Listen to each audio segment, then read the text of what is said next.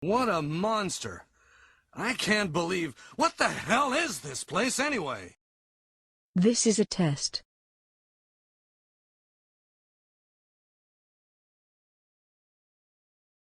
What a monster! I can't believe... What the hell is this place anyway? This is a test.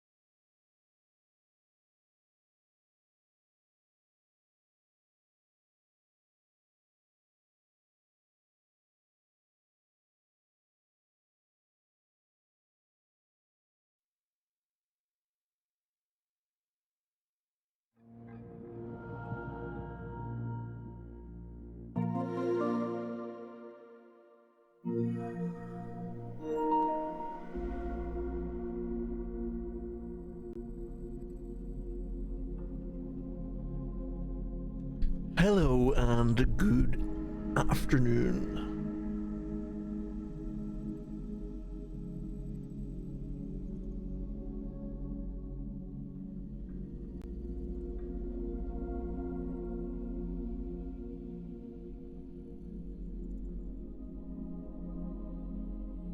On my dashboard it says, this is my PlayStation dashboard I'm talking about. On my dashboard here it says, continue where you left off, current activity, chapter 1, 91%.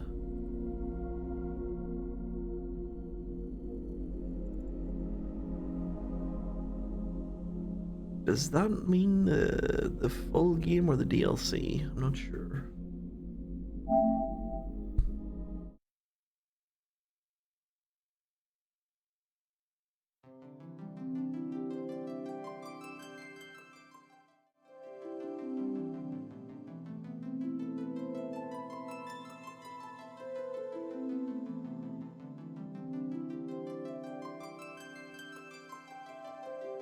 Alright, welcome back to the second day of the Yuffie DLC.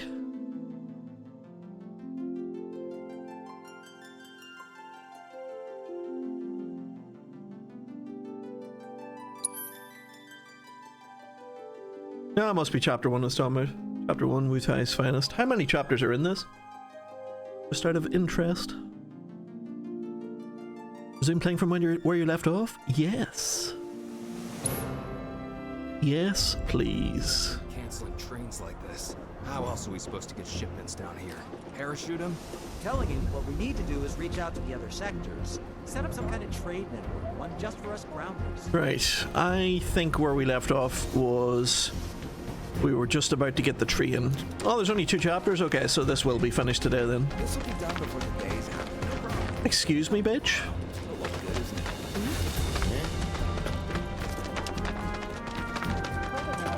Is it true what they're saying? Someone's certainly raising some stuff. Haven't seen you around here.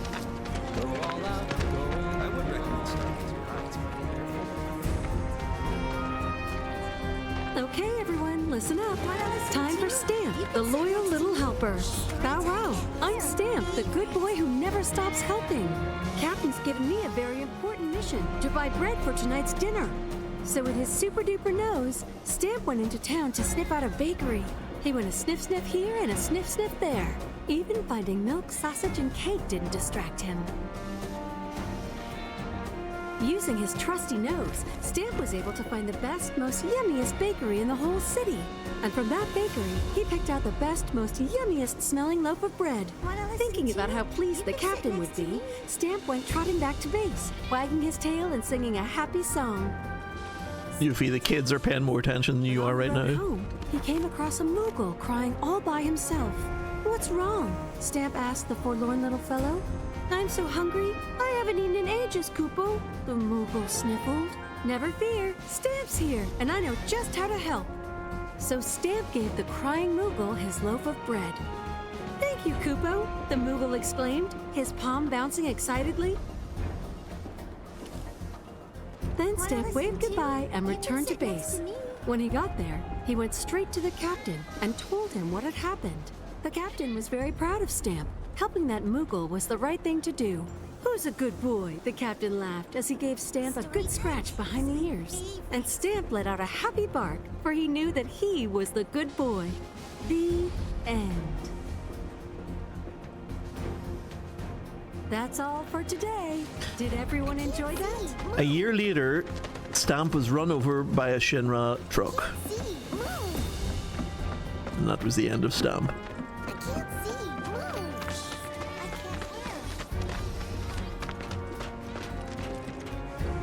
hear. An orb of warding materia. Okay, everyone, listen up. Oh no! We need to escape! The tail of Stamp again. Please get me out of this tunnel immediately. Thank God.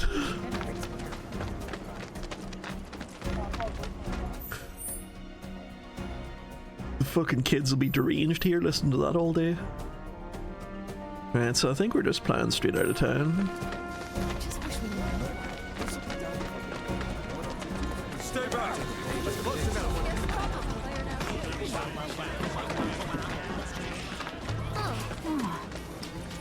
I wonder should we buy any more units off the foot, dude? I guess we're not going to be playing that game again. Yeah, let's just leave it. I think that was just like a game for this chapter.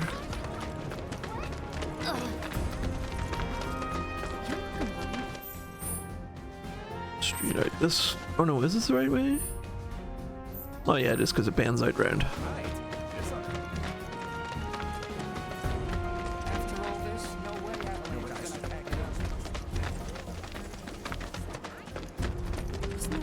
I kind of preferred Yuffie in her cloak. The little, like, scrap cloth disguise thing she was wearing. Like, the whole unveil thing was cool. The way she just took it off during the fight and stuff. And at the comedy moment of them just ignoring her, going, yeah, it's just a kid. Just turning their backs on her. Well, that was cool. Like, and she does have a cool appearance. Like, it's just, I think she looked cool with the hoodie and all. Let's check this shop before we leave. Don't know if I ever used that one.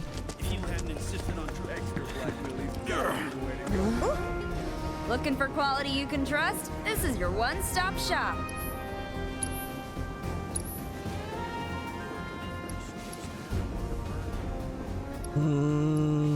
We don't exactly sell a lot here, thanks. Maybe I should just treat myself to some retail therapy. Sorry about that. I think I just... Boss, I don't think we'll be back here anytime soon, so make sure you're ready for anything, okay? Make sure you're ready for anything. Are you ready for anything? Yes. I think we're good here. Let's roll. Let me ask you the most loaded question ever with no details. Are you ready for anything?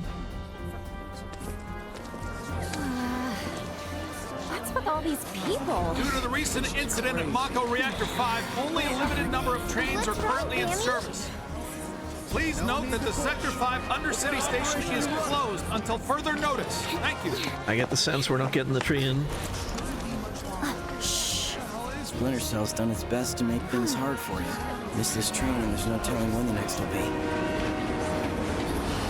Or if we do get it, Looks like it's now or never, we'll not be the only guess on it. Sorry we couldn't give you a proper send-off. Just know that we're rooting for you, okay?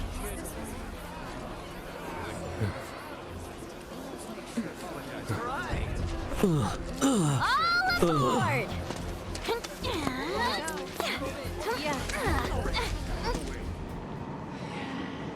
Holy shit. Oh boy. Gonna be sick? I'll be fine. As long as I'm I did have to ride a train like that in Paris. That's what riding trains there is like.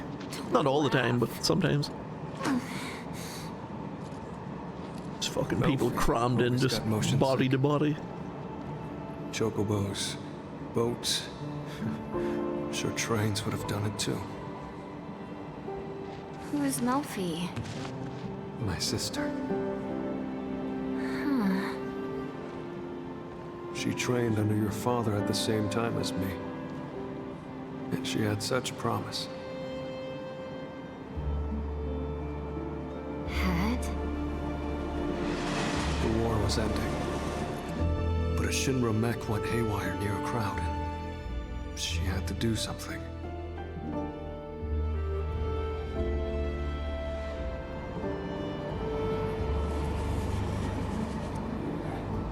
We deserve what's coming to him. Yeah.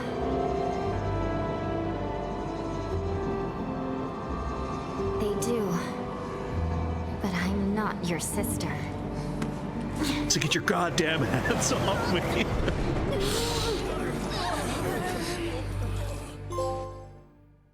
Takes 2 IDs to tango. Probably complete chapter 1, I imagine. Are we on schedule? The Turks are on top of it. Yes, there will be no delays. Please, Mr. President, I am asking you to reconsider. No, begging. The Sector 7 Undercity is home to more than 50,000... Director Twisty.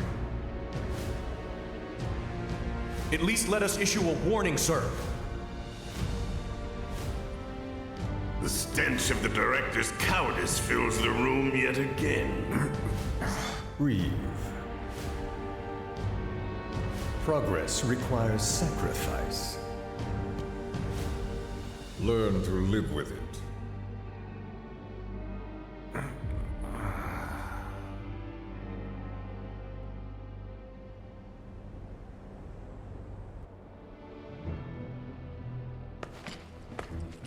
Okay, we're straight into the Shinra building. Whoa, look at all these people. Enough to make you sick. Let's get this over with. Excuse me, I have some questions. You work for Shinra, isn't that right? Then would you care to comment on the rumors that Sector 7 will be the terrorist next target? They're going to hit the reactor, aren't they? You! Stop right there! Get the hell out of here. What security measures will Shinra have in the military? Elevators are right there. Let's catch one. You're up, Heidi. Come on, come on.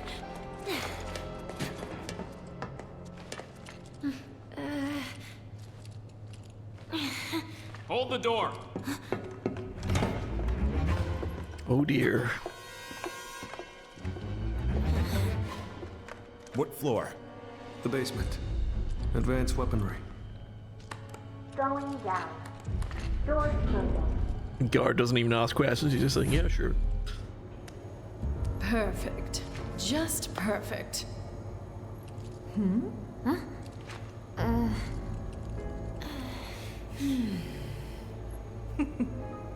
But oh, how the mighty are fallen. Wutai colluding with Avalanche and resorting to terrorism?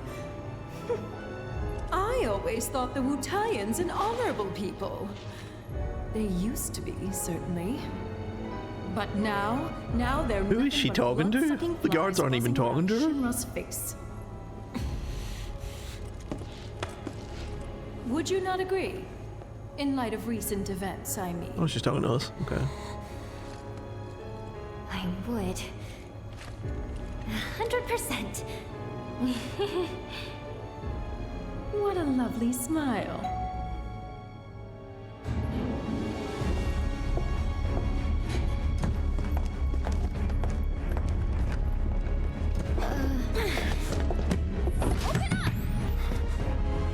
I think not. Foreign visitors should take the scenic route.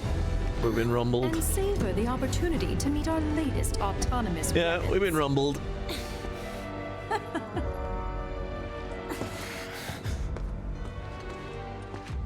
Damn it!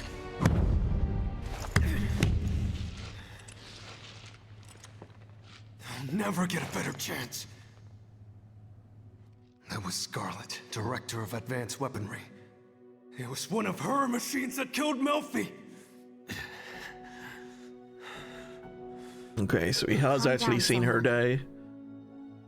Calm down. Remember, we're here for a reason. Right, boss. I'm sorry. The way it showed it before, it looked like it was going to be like an ambiguous death, and she would come back mid-story or something. Don't be. I was ready to strangle her myself. And that's before she sent us off in the wrong direction. Where did she send us? What's this big sheath she wears on her arm? Is it covering like a weapon or something? Only one way to find out. Don't worry, we'll get to materia research eventually. Just a little longer, my precious.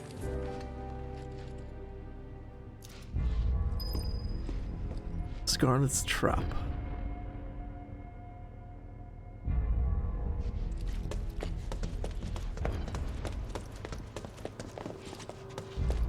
It's all just elevators, so I guess we just plow straight in here then.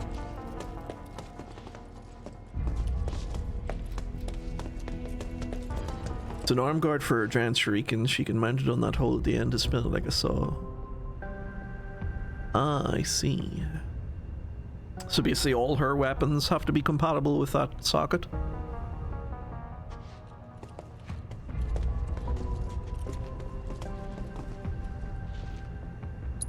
Pretty sure we're okay. Yeah, we're both full. Let me just check dumbass's materia. He has a space for a summon, but we don't have anybody else apart from Rama, so no summon for you. Can't go in there.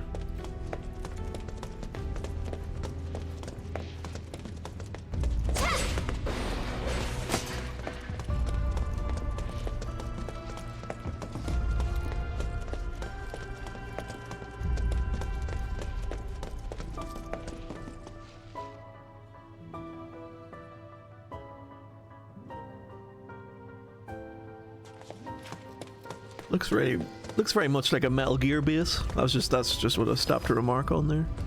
I was just looking at it. Just look at this place. Weapons here, weapons there, weapons everywhere. They're ready for some serious action. It sounds like you are too. Duh. Unlike my old man, I'm not some lazy drunk. I fight for what I believe in. Something he'd never understand. Wonder how he's holding up. Behind bars, you mean? Not well, if the government's got anything to say about it. Good on him. Jail's where he belongs. That's my master you're talking about. Mind laying off him a little? You know what? Let's drop it. Not exactly my favorite topic. It's only gonna make me mad. More importantly... My God, you people are deadly boring. Luckily, I know exactly how to liven things up. With a little experiment. Just don't go dying on me.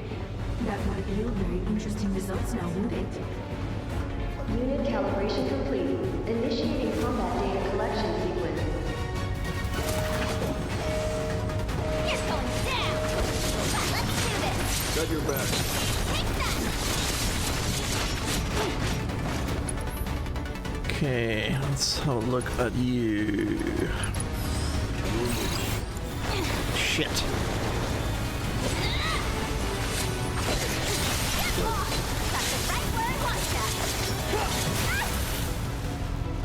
Now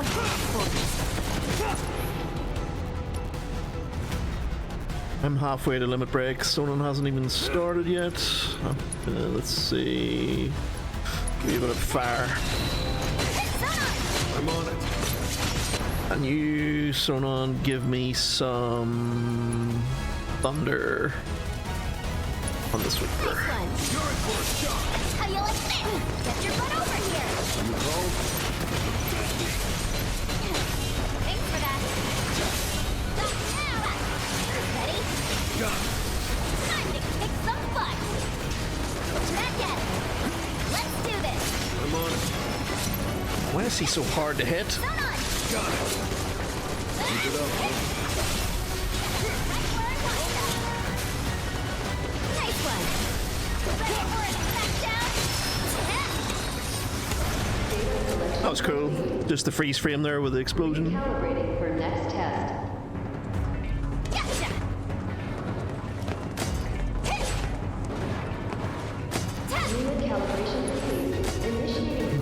not too bad shape, so we'll just continue on as we are. Down on these jerks. Thanks for that. Ready? I'm on it. Data collection complete. Recalibrating for next test. What? There's more? Test! Hit! Test! Unit calibration complete. Initiating combat data collection sequence. Test! Got you now! Let's do this! Got your back. Guess I need to let them out first. You're mine, punk. Got you now! More!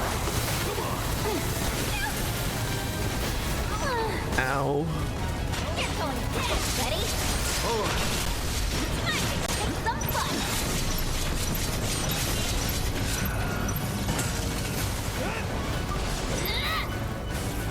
Thanks for that. Get your butt over here! I'm on it. Okay, let's do a quick cure on ourselves. This is nothing. Get lost! Gotcha! Sonar! You called? That's right where I want Okay, let's see if there's any more boxes. You exceeded my every expectation. And for being such good sports, you may now leave. Why did I ever think for a second she'd be nice to us? She knows damn well it's gonna be a pain in the ass getting up there. Gotcha! Scarlet's Trap. Gotcha!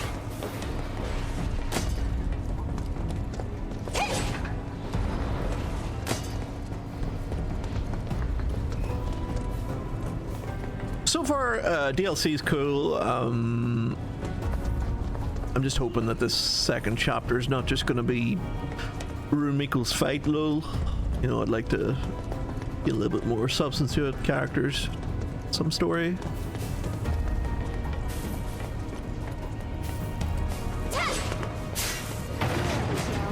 Honestly, how do I do it? Now then, Sonan, how you feel about giving me a boost? Ecstatic.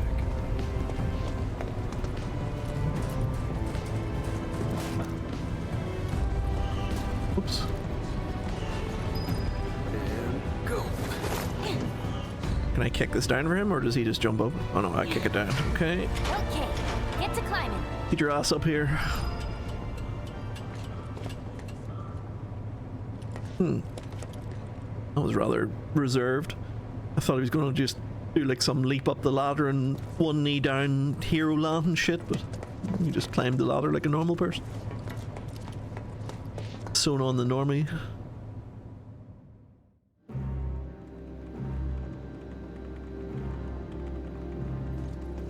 Madam Director, the intruders are about to reach the research facility. And we'll let them. Meanwhile, find out what it is they want. You do have eyes, don't you? Then you can see that while they are simpletons, they've made it further than any normal Wutaian ever could. Clearly they are ninjas. Teenage ninjas. And they've come such a long way. We simply must roll out the red carpet. My trusty steed should provide a fitting welcome, I think. Keep me apprised, would you? Ma'am, cut system power to the research facility. Bar access to confidential data, then retrace their steps. Find out why they're here. Above all, do not let them out of your sight. Sir! Oh, Materia, where are you? You need to stop with the materia obsession. All these doors are open. No hatches in the ceiling or anything. Okay, guess we just continue on. B-15 advanced weaponry production. Big room equals fight low. Materia, I smell? End of the line, Wutai scum! Got your back. You're mine, punk. Nice one. Oh, yeah. Now you're in for it. Need some backup. This their idea of mood lighting? Cause it's bad. Might be the power. That thing's off too. Sonon! Here, you can have a shit potion.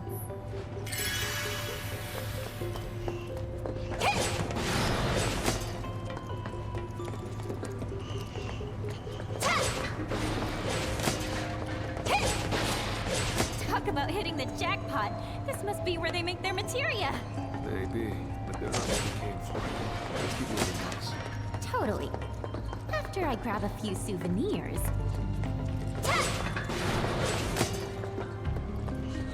Okay, that's probably story, so let's continue exploring.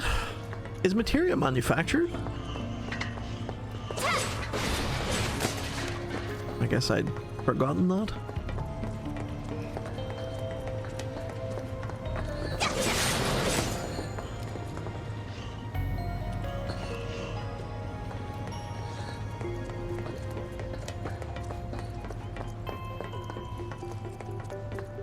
I think we do need to mess with this thing.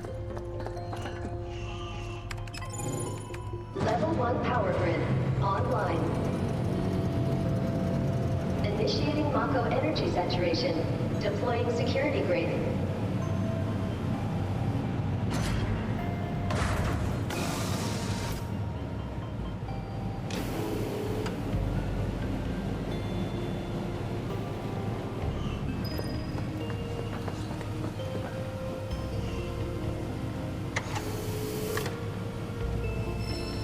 Ninja cannonball materia?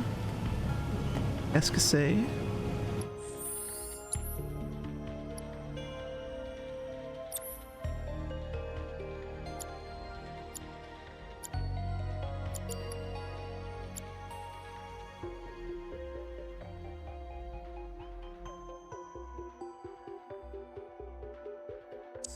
Oh, let's provoke for now, see what this is. Ninja cannonball materia. Use special tandem attacks.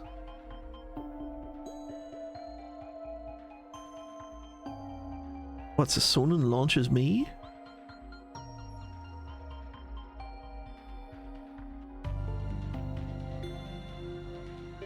Allows you to perform ninja cannonball with R1 plus triangle when synergized. Fills Sonon's ATB gauge when the attack connects.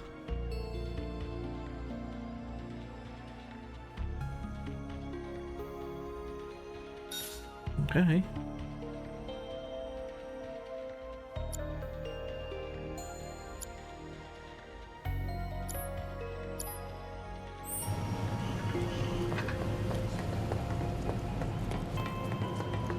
Oh, there's some more here. Steadfast block. What does that one do?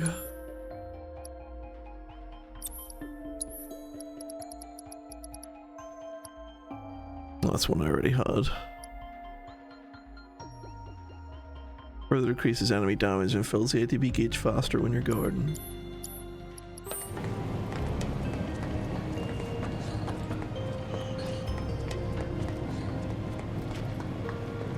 That looks like another machine that's open over there as well.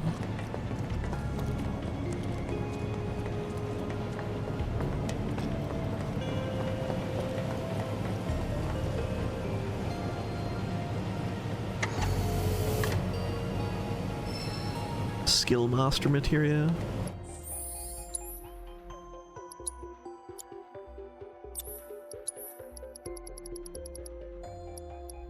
Small ATB increase when using the 3 types of commands. Slightly fills the ATB gauge when multiple ATB commands are performed. Okay. We're pretty full up at the moment, so can't really cram that in right now. Maybe later on if I have better equipment, but I imagine the DLC will probably be over by then.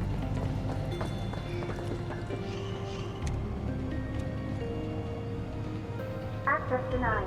No floors currently accessible. Oh, not in the mood, huh? Fine. We'll find another way up.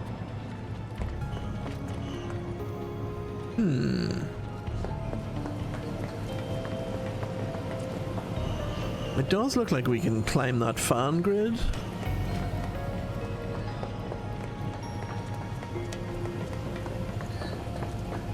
Well, it looks like we're supposed to be climbing out onto those two pipes. Is it just those two pipes we can climb, or can you do that from the other side as well? No, it's just from that side. Okay.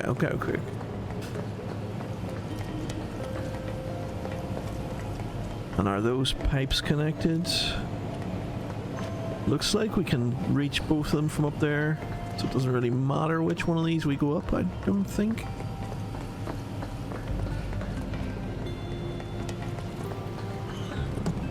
Wait, is that a security grate or a ladder?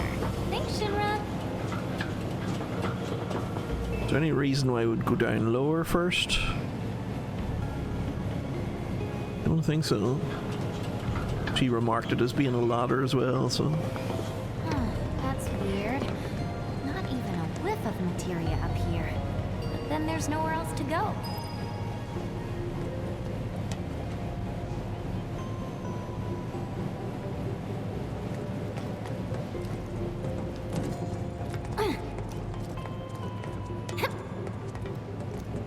I don't think there's any reason to come over here, but just for a quick look. Yeah, it's a mirror image. Doesn't matter which one you go up.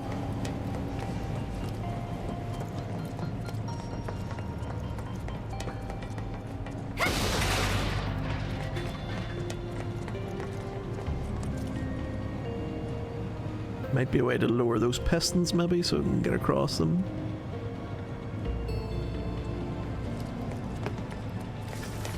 We can go in there.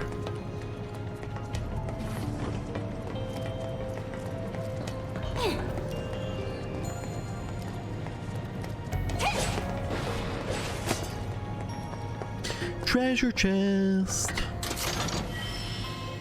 You obtained a ribbon.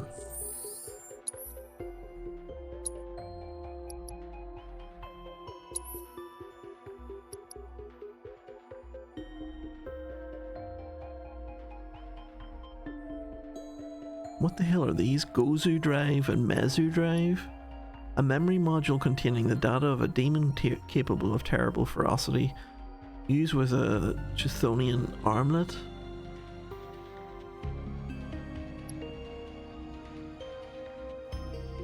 Mezu drives for sorcery.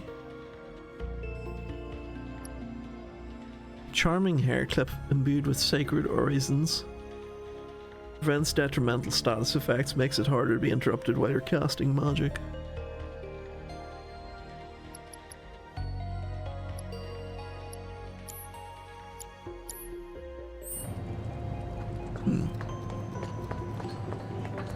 Okay, we're out of here.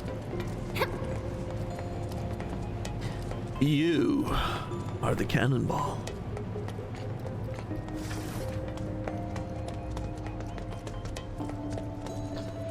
That looks like where we want to go.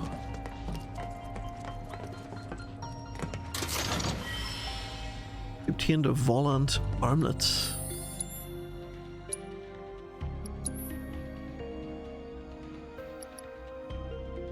Now, an unembellished band designed to facilitate materia improvement triples the amount of AP earned for all materia set into this armor.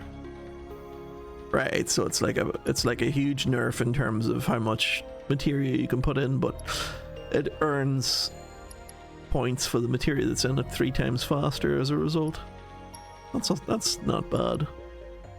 Would be awesome if you had like a proper party, you know, like a 4-man party or something. Then you could probably abuse that a bit more.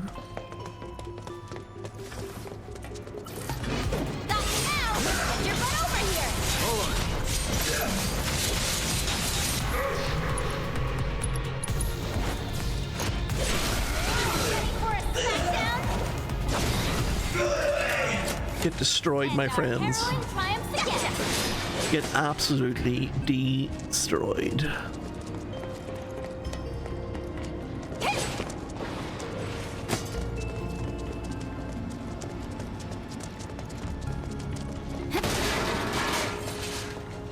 I have a love-hate relationship with easy difficulty here.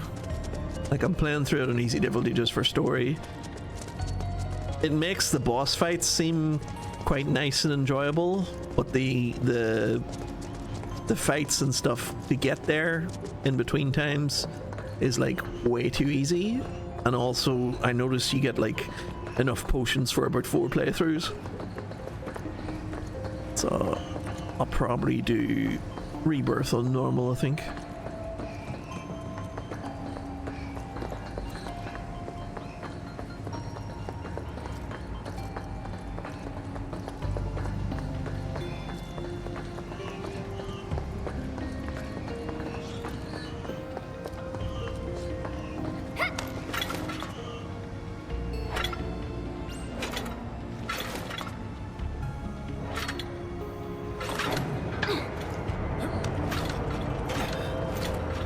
Hello and welcome. You look like a transformer.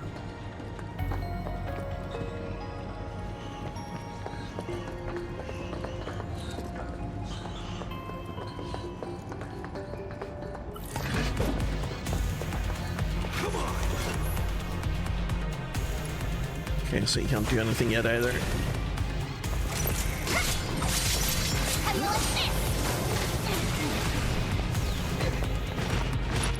Okay, tell me some information about our new friend. He's an armored Manji trooper.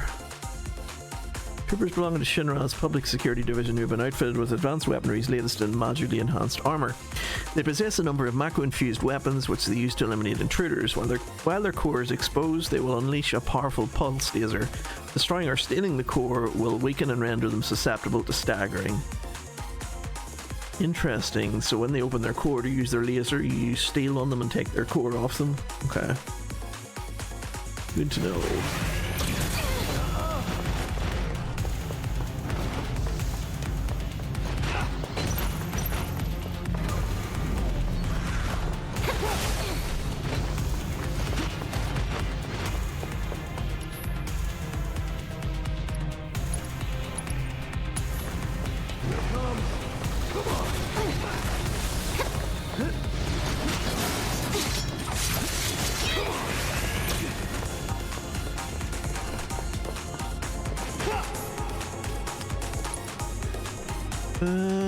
Twirling lunge, set upon a foe while spinning, significantly increases stagger.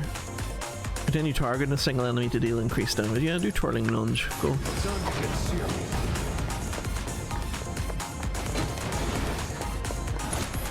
Core overdrive. I think that's where I'm meant to do this.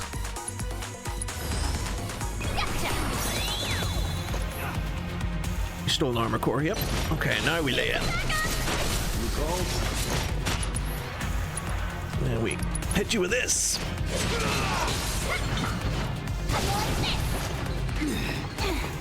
Thanks for that. Let's do this. Alright. So this is just the dude who was inside it. Okay. So what you think? Aren't I just awesome? Gotcha.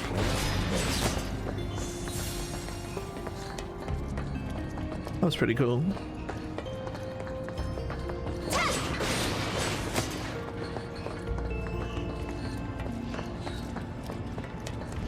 Where does that go? That goes into a huge part of the base. I guess that's where we're proceeding, so let's have another quick look around here, make sure we've done everything. We came over through those swings, and that's when Transformer Boy came down. There's nothing around the walkways or anything to do. There's no places to throw our shuriken. So yeah, I think we're done.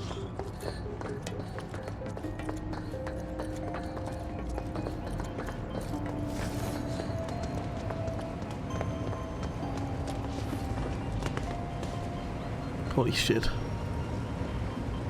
It's awesome looking.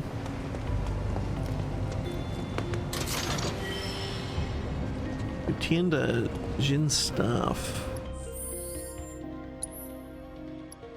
That sounds like something for you, my friend. A numinous staff inside which a shaman is said to have sealed a great evil. Draw the attention of a weak foe until Yuffie deals it a certain amount of damage. Draws an enemy's attention for 3 attacks while this ability is active.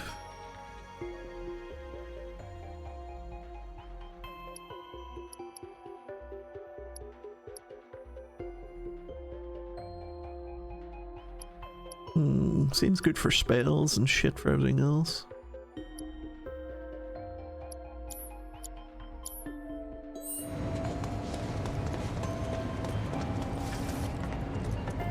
Right, so now we're on the other side of that arm. Ah, okay, I see what we're going to do now. We're going to join up these arms and then probably climb higher, are we? I assume it's going to bring shutters down and then we'll be able to repeat what we just did.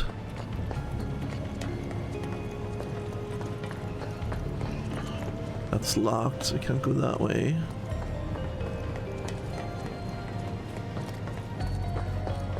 That's similar to what we did last time.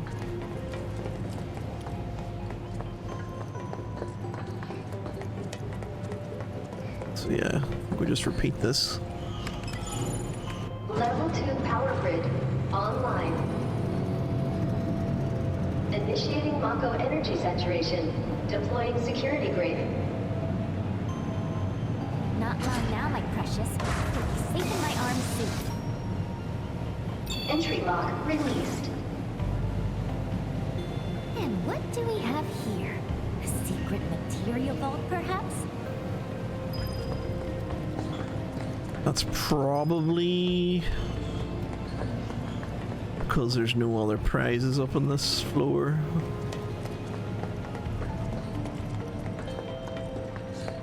Oh, it is the same kind of thing. Okay. Do we only get one?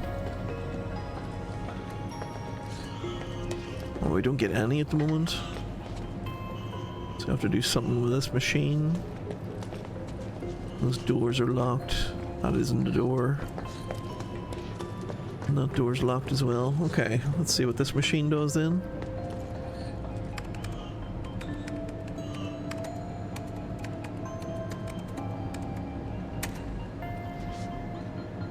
Employee identity confirmed. Access granted. Occupancy limited to 1 subject. Proceed to gate to begin training exercise. Training? Really? Just give us what we came for already. Might still be worth a shot. Could be something in it for us. Just be careful, okay? Would you like to run the basic training program? Target score 5,000, you get an ATB assist materia. 10,000, you get ATB boost materia. 20,000, you get ATB stagger materia. Okay.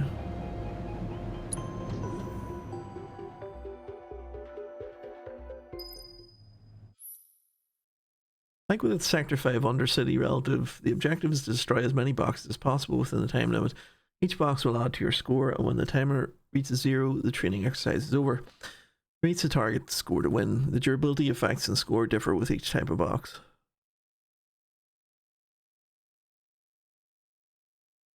Alright, so 100 is easiest to wreck.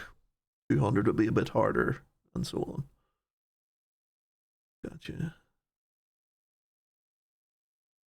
This training exercise contains 2 unique type of crates, each with their own weakness. Orange crates with the image of a sword are more susceptible to physical damage, while the purple crates featuring a wand are more susceptible to magic attacks and ninjutsu.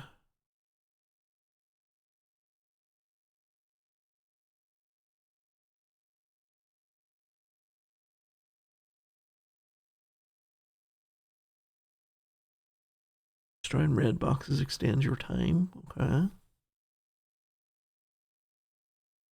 Okay, that it? Yep, let's go.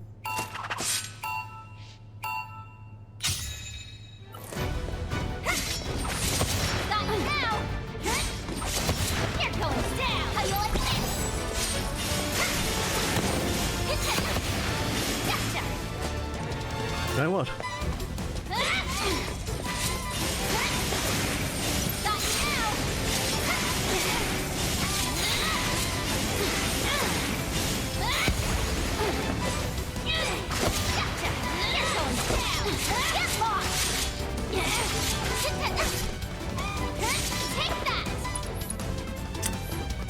Can't jump up there.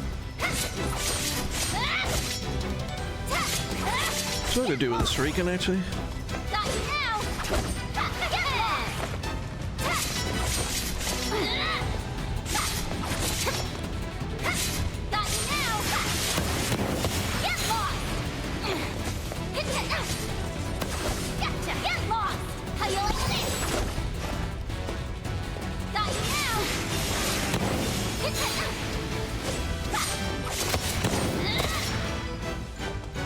Get lost!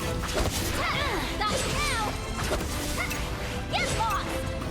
How you like that? Get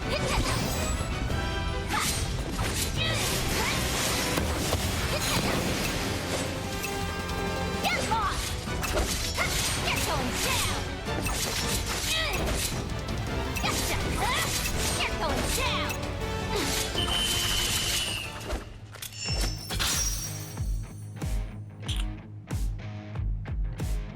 Tough enough, I'd say. Switching over to ninjutsus, I'm a little bit rusty on that. Maybe assist material obtained. Access granted. Occupancy limited to one subject. Proceed to gate to begin training exercise. So we can earn each of these? Okay. Fucking whack-a-box, I do remember that.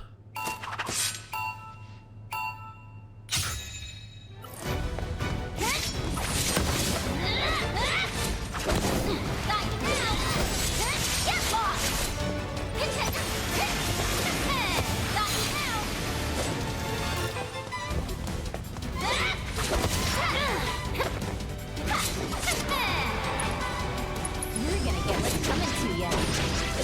Gotcha!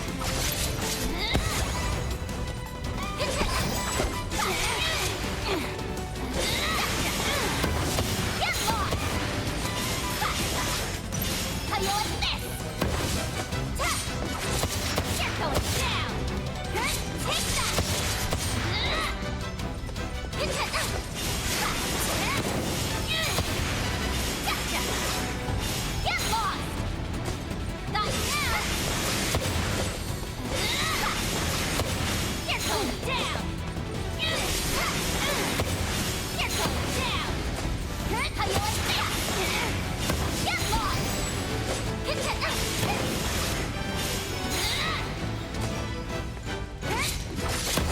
going down!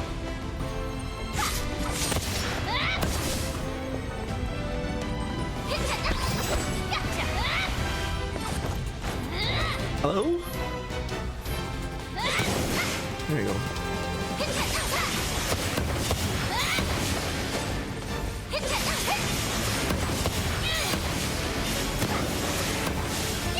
down! You're going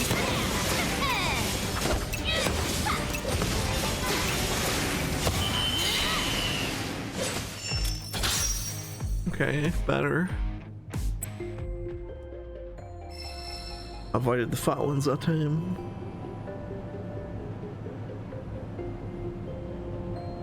Wonder, is there a way to configure her maybe to do more damage in physical maybe?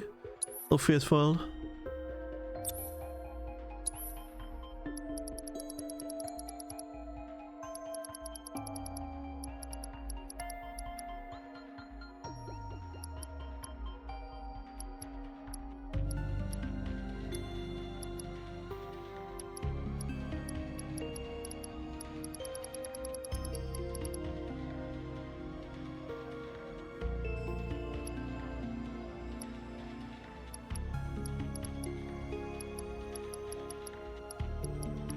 Not really.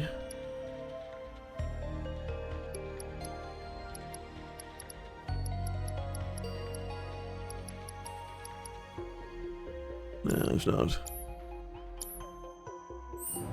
What do you think the best way of dealing with the big boxes is? Because that's obviously where the big score is, but the fucking... it takes so much damage to get through them. Like what do you think the best way of dealing with them is? Like, I tried avoiding them there, which seemed to be much better for my score, but obviously if I could get them destroyed, that would be amazing for the score as well. I can't really afford to switch off them. I'll give it another go, because I'm still not switching to ninjutsu smoothly enough.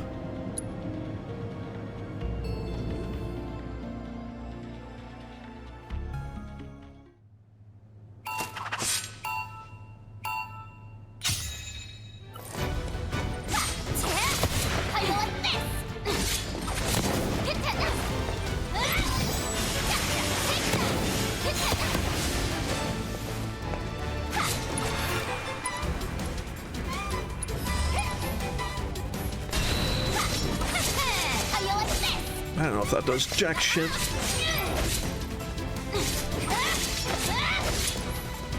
Run like a chocobo. Got you now. How you like this?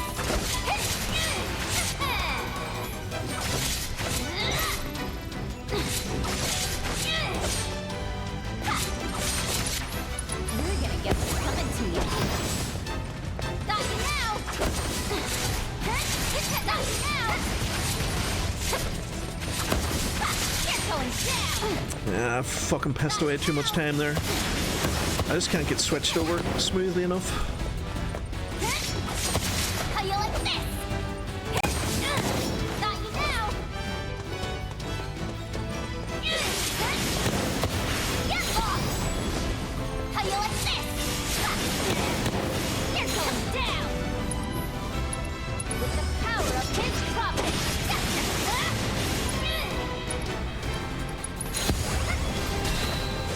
Okay, so it seems keep the spells for them.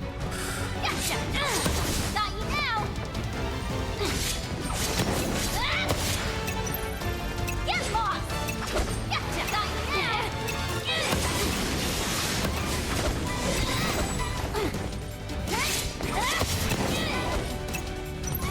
How you like this?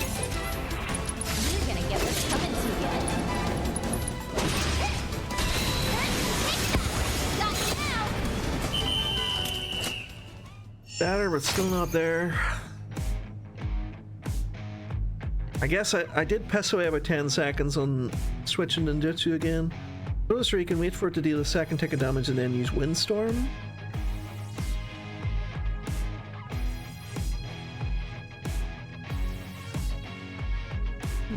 Okay. Access granted. Occupancy limited to one subject. Proceed to gate to begin training exercise.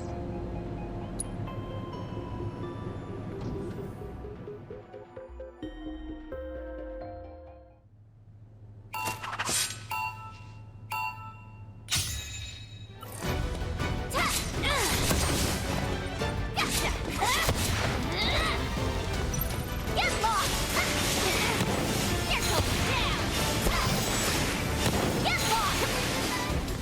Get lost. Holy shit, okay. How you like this? Got you now.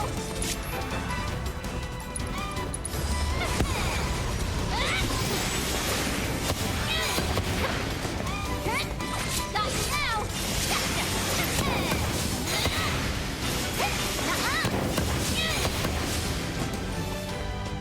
Got you now.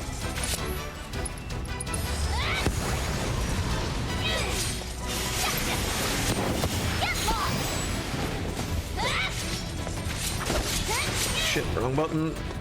You're going down.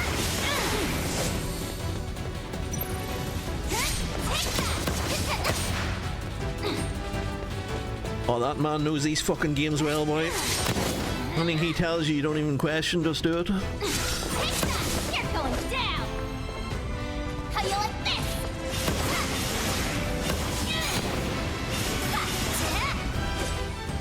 Got you now. How you like this? Gotcha. Get lost.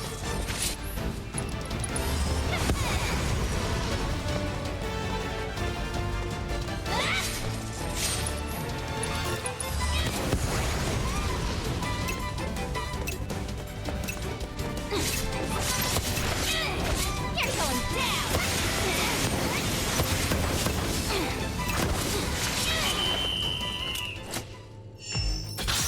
Oh yeah.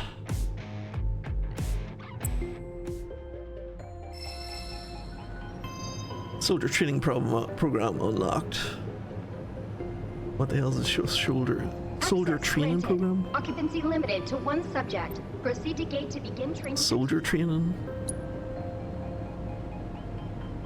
Run the soldier training program. An orb of magnify material, an orb of skill up material, an orb of experience up material. Okay.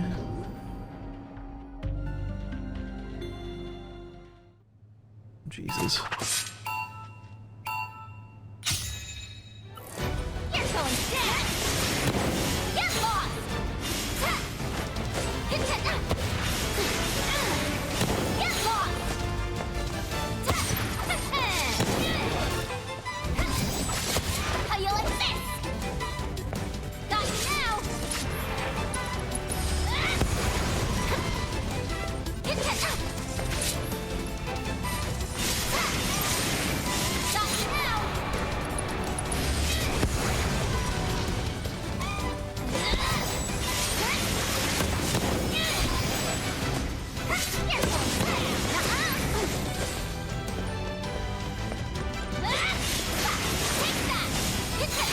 Ruffy, I don't know what the fuck you're aiming at, but please aim at the box.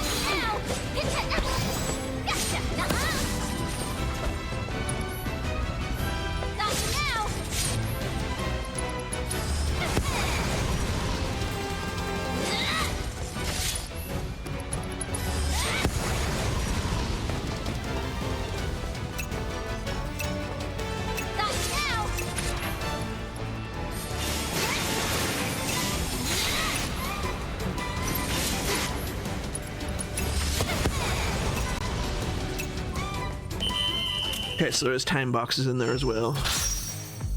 Yeah, this is doable. This is doable. Access granted.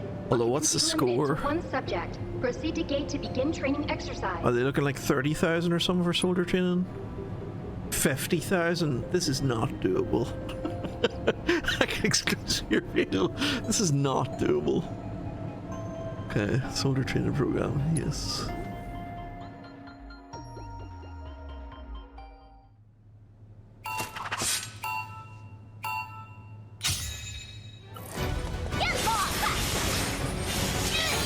I don't know what you're aiming at. How do you switch box?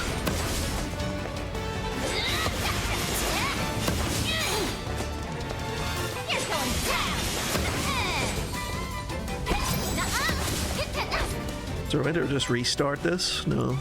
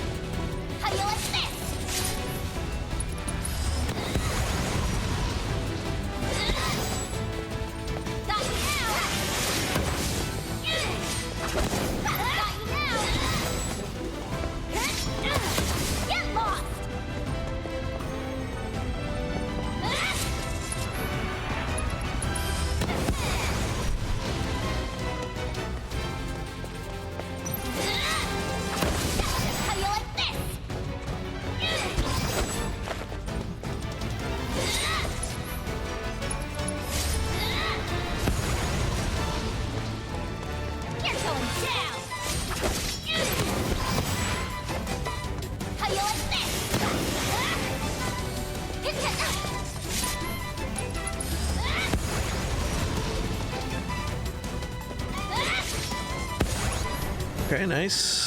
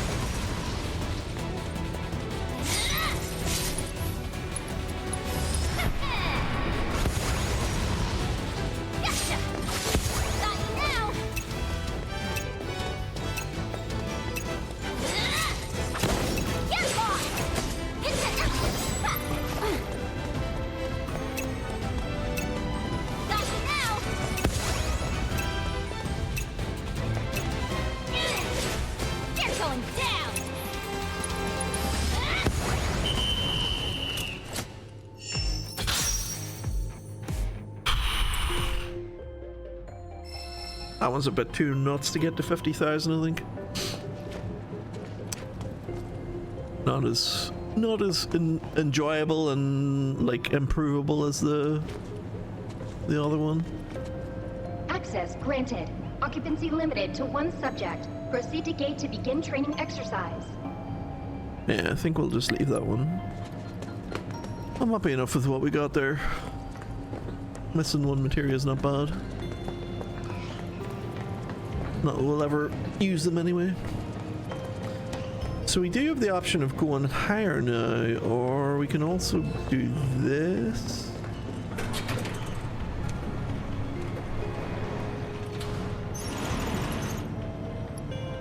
I think that's just a way of going down to the previous floors we've done, so I think the way ahead is to do this again then.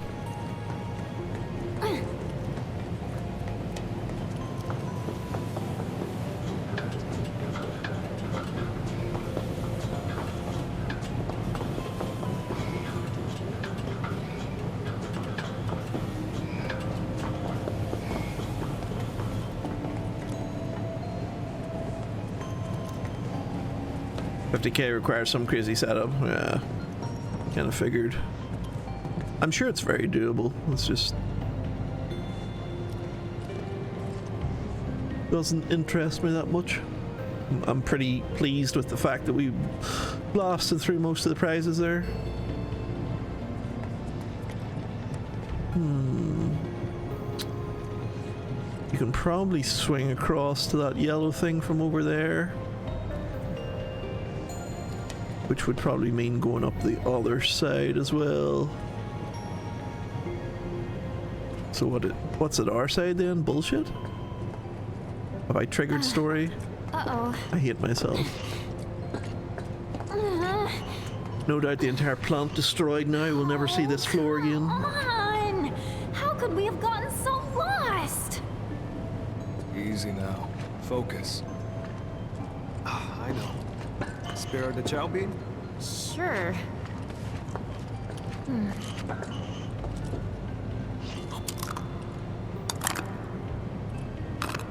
You ate it! You sound surprised. Man, I'm glad you're here. Likewise. It really helps, knowing I'm not alone in all this. Yeah. Have 3 more to chow beans. Oh. Want to get back to the mission here, folks, or are you just going to sit here and eat nuts?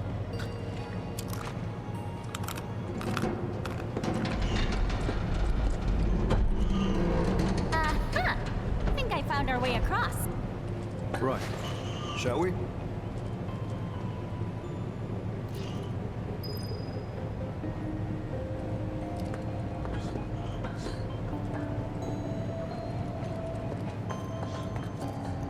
Okay, so that looks like the way we have to go.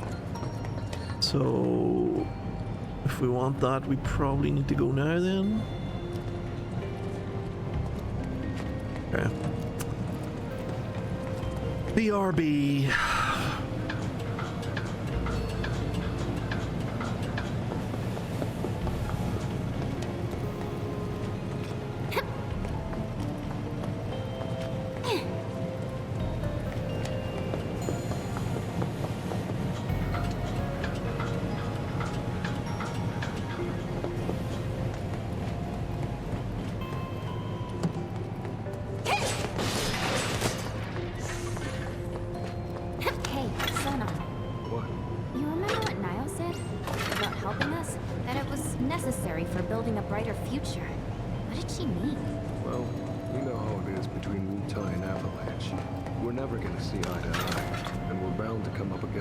Someday.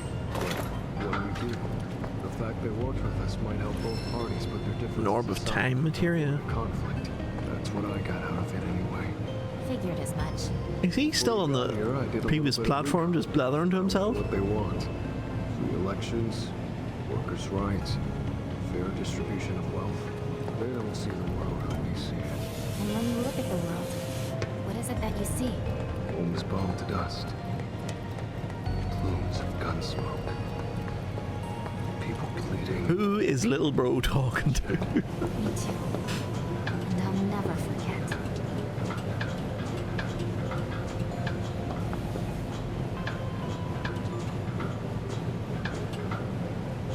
Yuffie, can you please? I beg.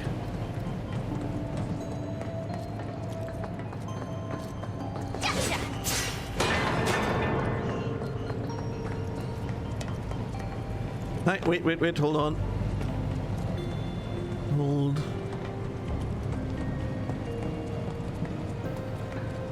Okay, so this was the treasure platform. Obtain a healing Carcane necklace.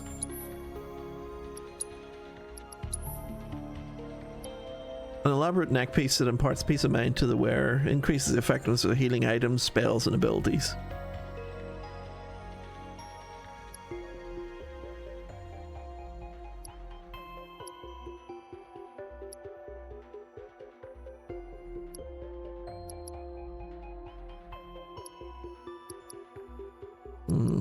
Okay, so you could make him into like a dedicated healer.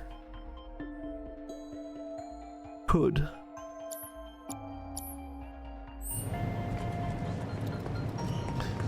Remind me what Orb of Time does as well. We got that too.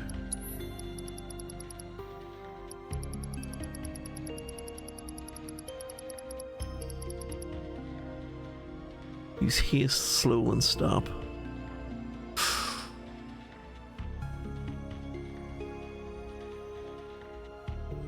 Can I work that in?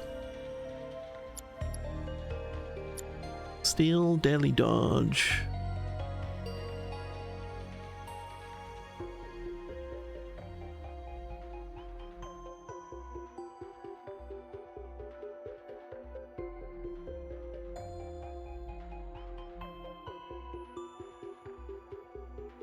I remember I had this learning experience in the remake as well. So he pressed circle to roll into them, right, and just attack them while still in a roll, and that's basically where deadly dodge benefits. So he rolled into them and started attacking before he came out of his roll. Because I probably would use that. Healing materia does get used as well. Parry, I feel, does not get used, even though the AP claims it does.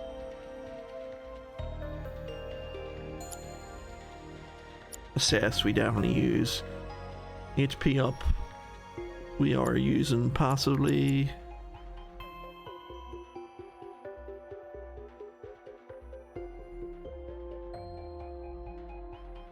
Hold R1 and press circle to activate.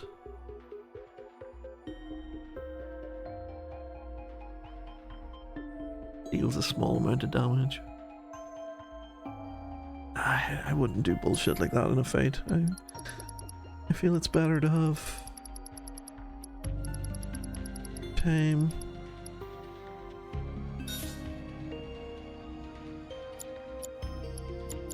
Yeah, that seems better to me.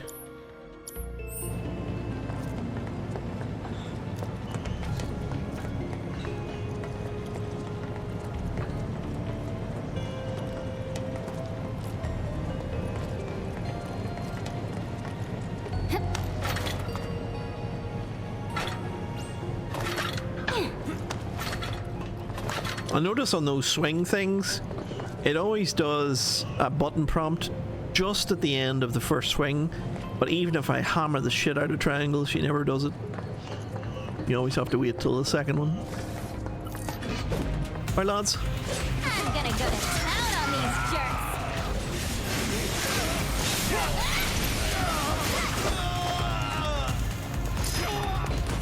You're going down. Thanks. Needed practice.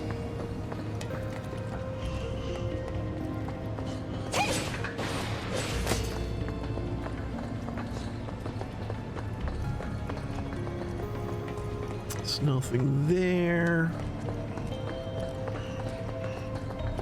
I mean, it's pretty obvious where this is going. It looks like we're gonna be fighting whatever this mech is that is getting all the parts built for it. I've been teasing it this whole time. Lock gate. The happy music is trailed off as well. Gotcha.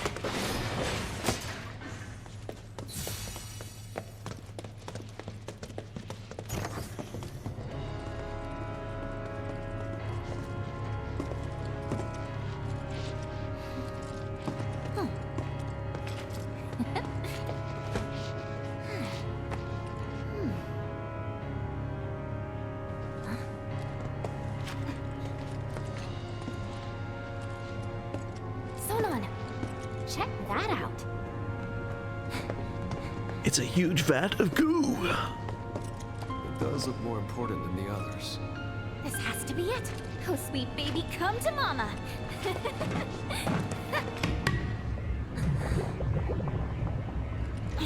Can't see squat. Light! I need more light! Can I veto this idea?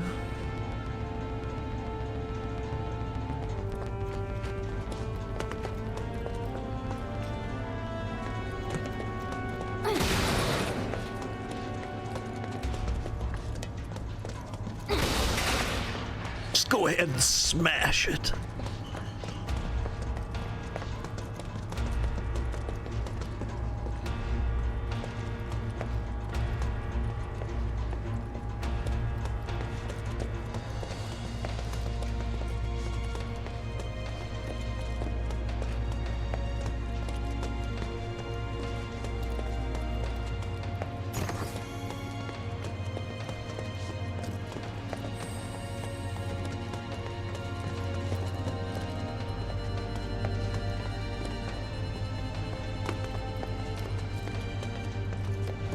There's nothing I can interact with.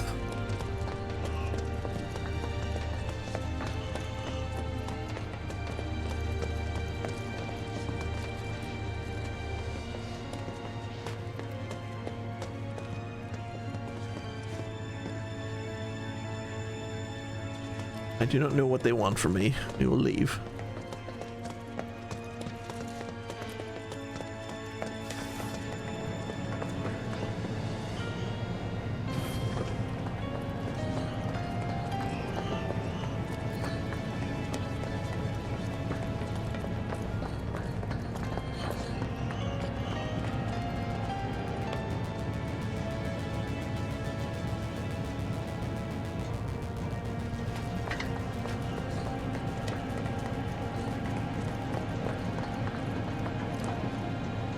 Okay.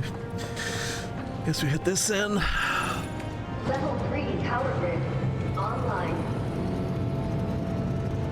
Initiating Mako energy saturation. Deploying security rig. Now we're cooking. Coming material ready or not.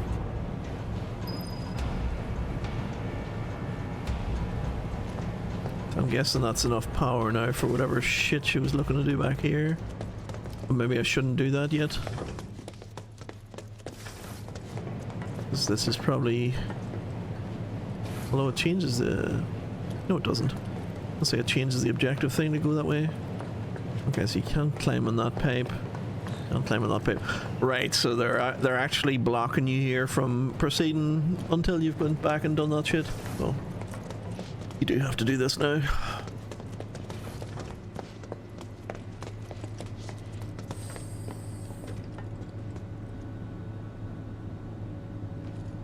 Man, another stupid dud. Uh-oh.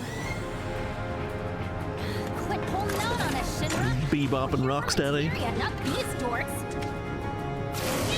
Get your butt over here.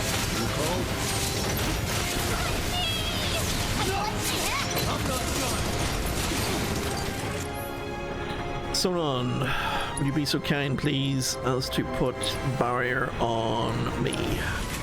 I sent you to a beating. And I will put haste on myself. Let's hustle. Pleasure. Come on. Need some backup. I'm on it. Ready? Got your back.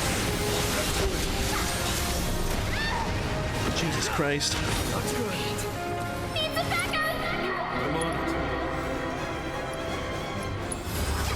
Reform or fire even. Oh, that dude's out now. Go kick his ass. Let's do this. Keep it up.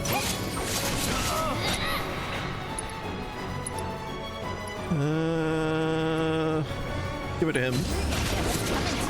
And Sonon, give him a blast of Dance of the Dragon.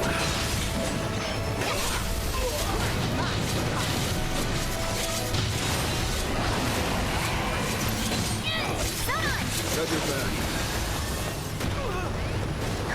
Don't pull any punches. Wasn't planning on that. Okay. Yuffie, big cure on Sonon. Seriously? Nice one. Come on.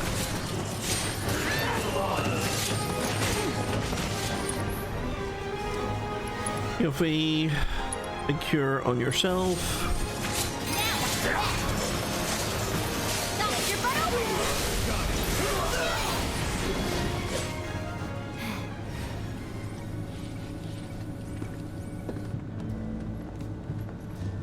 So, have you found out what they want yet? We think so. We can't say for certain, as their behavior is erratic. But they appear to be searching for materia. Excuse me? You mean to say that these savages have gone to all this trouble for materia? So far as we can tell, yes. How very dull. Be that as it may, I suppose I should talk to them. Ma'am. Enjoying yourselves, I trust? Awed by a simple hologram? How precious. But I know just what you need to loosen up a little. After such a long journey, you must be so tense. Luckily, I have toys for that. All far more entertaining than this. What do you want? Oh dear. Is that any way to talk to your host? Really, though. As guests, it's more about what you want, and I think you'll find it just up ahead. Hurry now. Don't keep me waiting.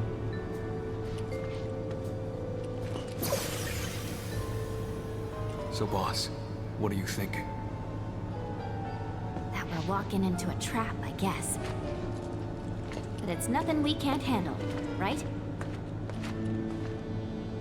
Sonon seems to have some reservations. Said it better myself.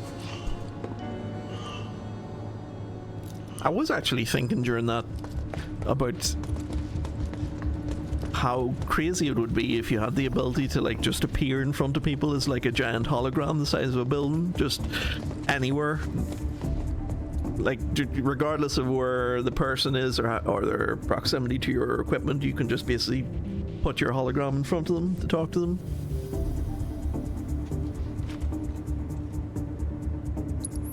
Okay, we're pretty full on health.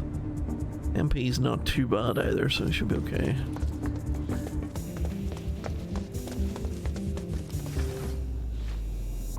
So hang on, before we do that, she shut us out of the power station.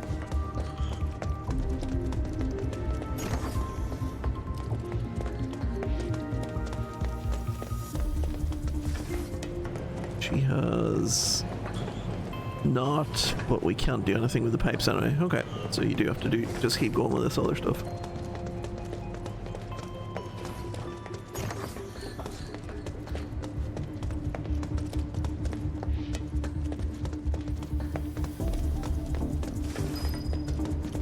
Welcome to our state-of-the-art testing facility. This is where we push every piece of ordnance to its limits and beyond. Such tests are an invaluable part of the development process. Go on, see where the magic happens. Commencing ordnance testing.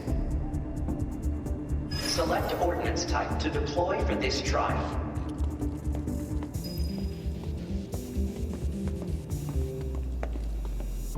Oh, that's the dudes from the Fort game. They shoot like balls of fire and shit. That, I don't know what that is. Turret or something. Can't get near the console for this until we select one of these, I guess. There's no other way out of here. We can rest here, but it'd be a waste. Let's see what the machine's got. It's Echo Mist. Cures silence. I don't imagine you would be selling it unless I needed it. Let's buy 5 bottles of that shit.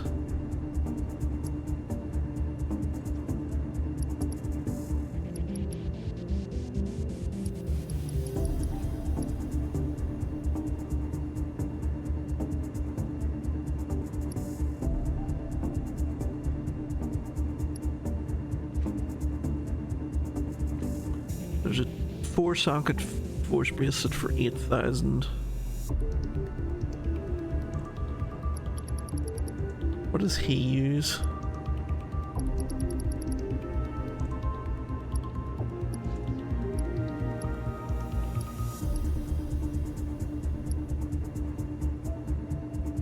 Got down the strength by 10% here as well.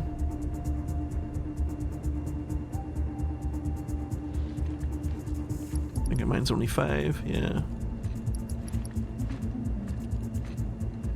I do have enough to buy that. What material has he got? Nothing special.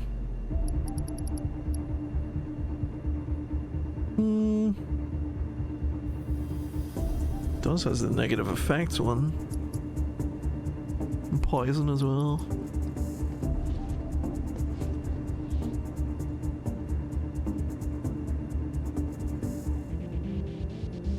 Thalner, what's the difference between raise and arise?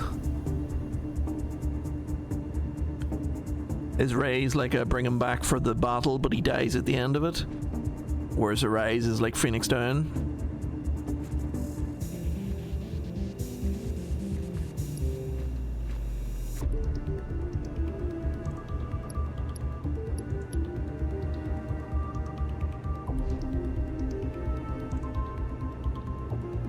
Arise auto-resurrects you if you die while the buff is up.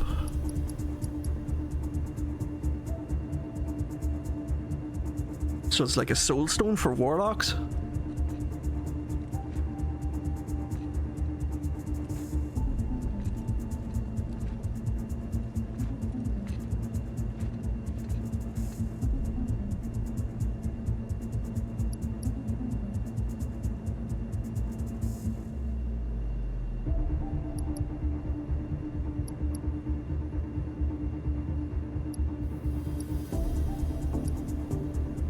Okay. Let me have a look at his shit equipment first.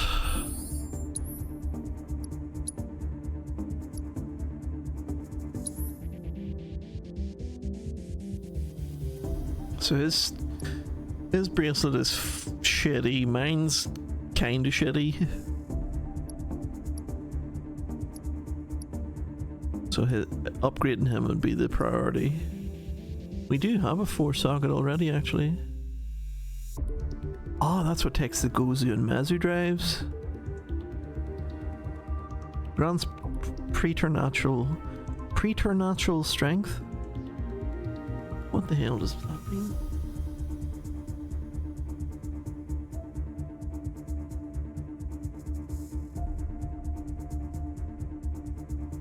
Preternatural beyond what is normal or natural. Preternatural. An armband allows the wearer to harness uncanny strength, efficiency enhanced when worn with accessories Gozu drive or Mezu drive.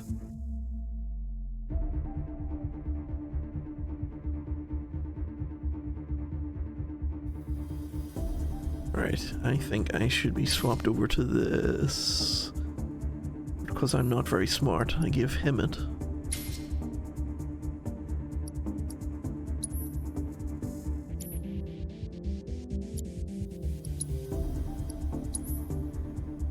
Right, so let's swap me over to this one.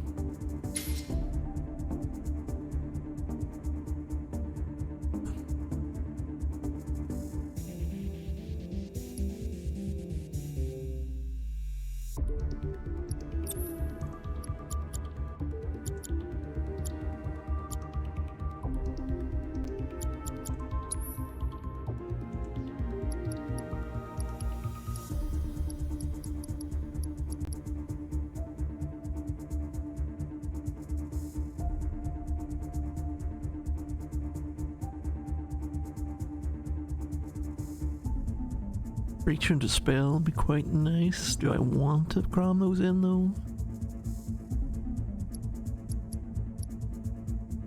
Because I should really be using the... I should really be using this space for those two weird things. Where were those drives before anyway? Or how did you use them? Wasn't it something to do with this? Yeah, it's the necklace. Which means I'd be losing the power risk guards, so there's no point in buying the 10% then, because I'd be switching over to this. Increases the damage dealt proportional to the character's current HP. Increase the damage dealt inversely proportional to character's current MP. Okay, so if I use that, as long as I have good health, I should benefit.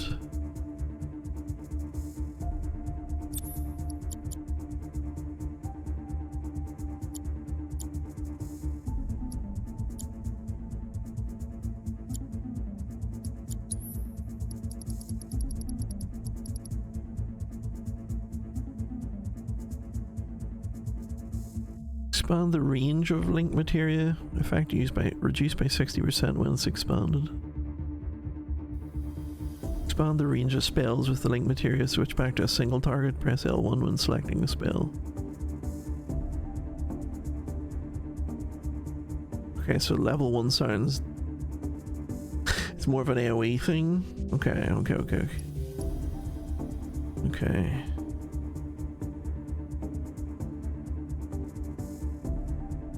Grants resistance to the link materia's status ailment, works with poison, time, bind, and subversion.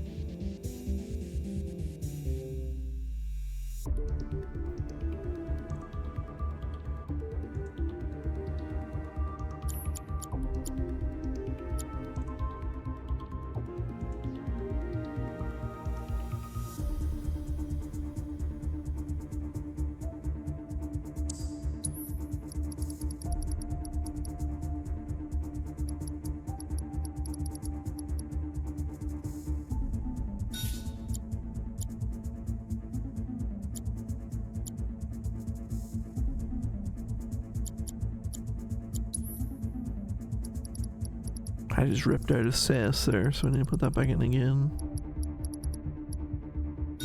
The SAS is pretty useful.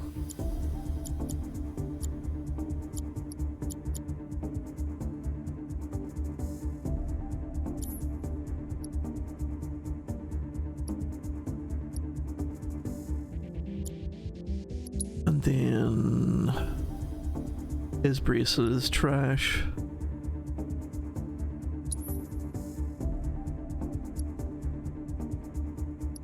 Doubles the amount of AP earned for all materia set to this armor.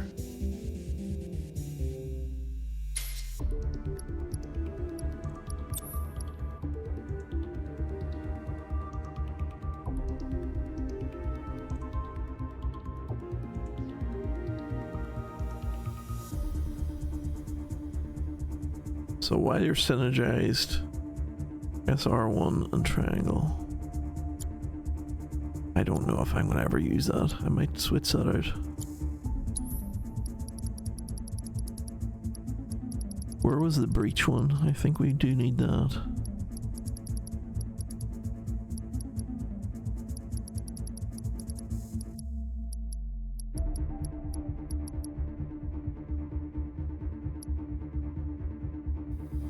Increase your magic attack power. The total boost limit is 100% when more than one of these is equipped.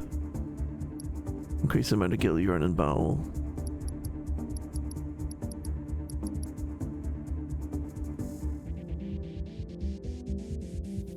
Oh, there's the prey spell. I remember Aerith used to have that.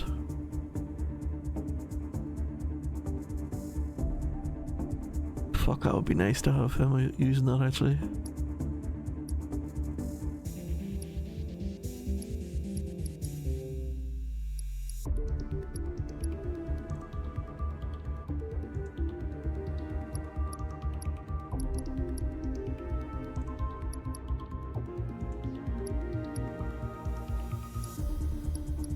There it is, subversion.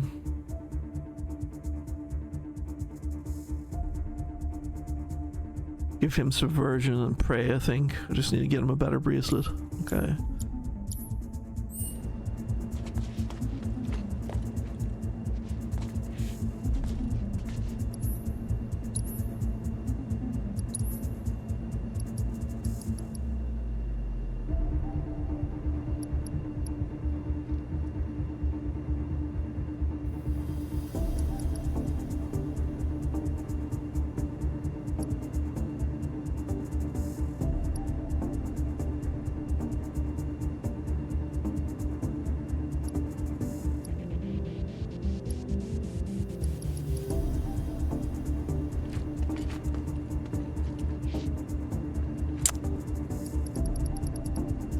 nice if I could see what they actually have at the moment. Defense and magic. Defense and magic. Can I see that in here?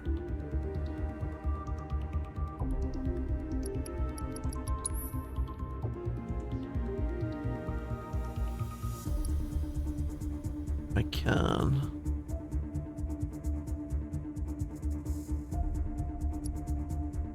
Oh, there, that's the information I need. So his shitty ninja armlet has 3838.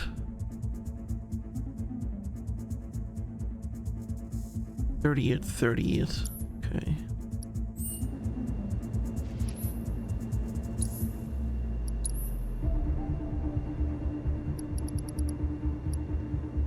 I don't get why it says it's red here though. What do I do? It gives the display up at the top.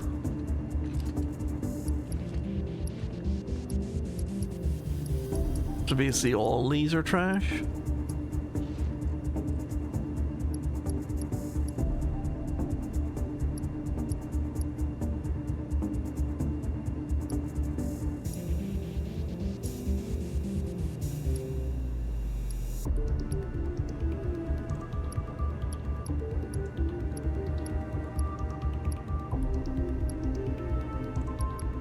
There's no 4 socket that's good for magic line.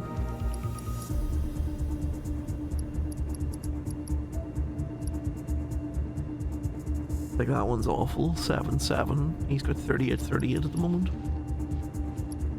Yeah, I think these are all bad. I don't think we buy from that machine.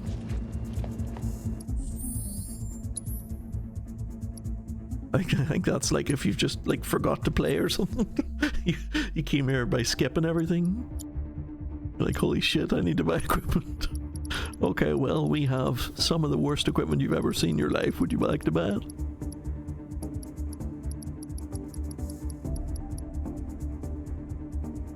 Okay, so I'll give you that. Fuck the Ninja Cannonball. I'm never going to use that shit. Give me Prey.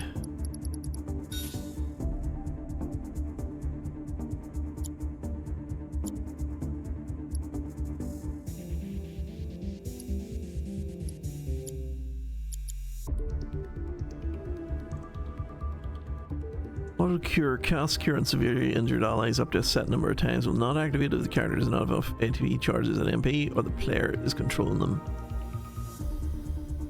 Okay. And we still have no summon, right? We still have just Rama. Okay. Right. Sorry about that. We are gonna go magic balls. Selection confirmed. Initiating ordnance deployment procedure.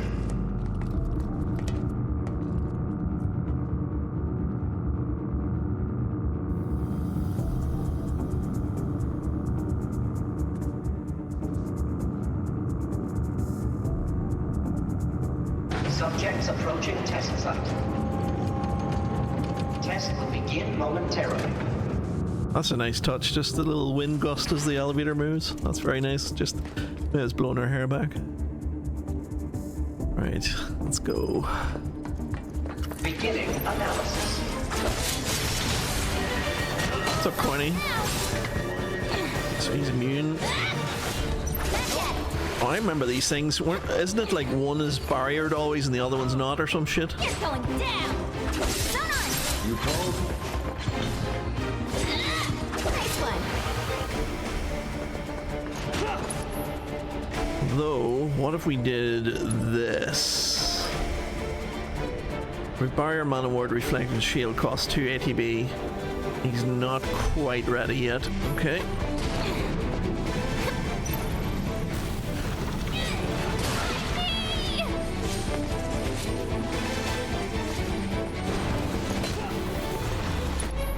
Right, let's see. Sonon and Breach.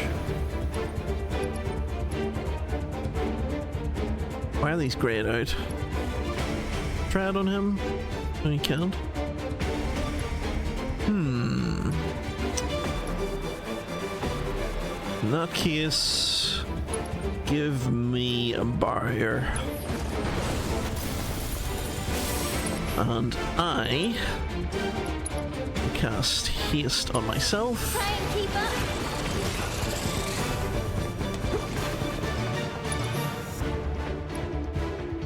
And let's do assess on the shielded one.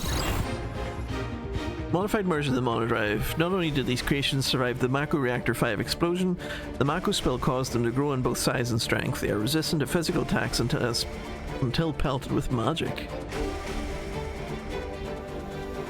You're weak against wind, are you? Are you now?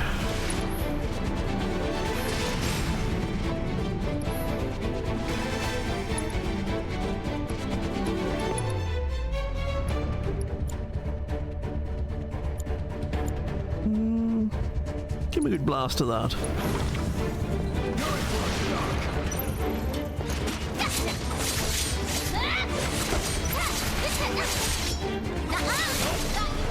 Nice. And I will hit you with Windstorm.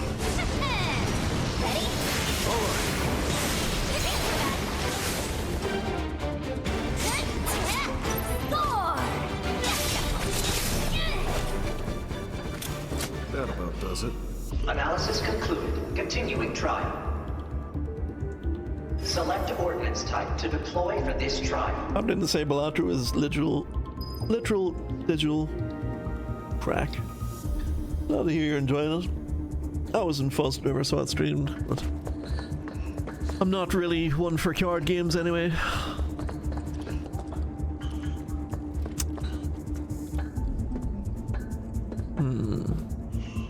Would you like to fight a buzzsaw?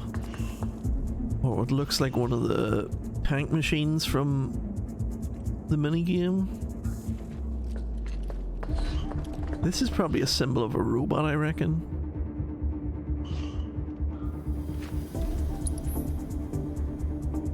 Let's see. Items. Shitty ether potion. Give that to Sonon. And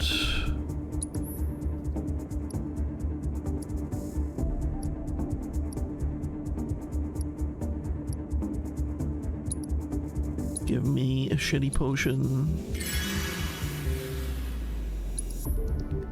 Give me another shitty potion, I'd say. And give Sonon a shitty potion. Okay. Yeah, let's try this off. Selection confirmed. Initiating ordnance deployment procedure.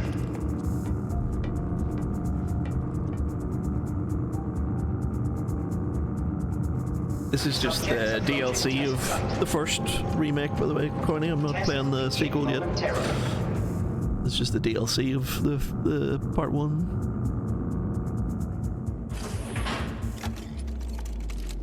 I will probably start the sequel. Yeah, it was exactly what I thought. Mechanical. Which means, Sonon, would you be so kind, please hit our good friend with some thunder on the right blade. And I guess you can't really do anything now. Yuffie's fucked as well.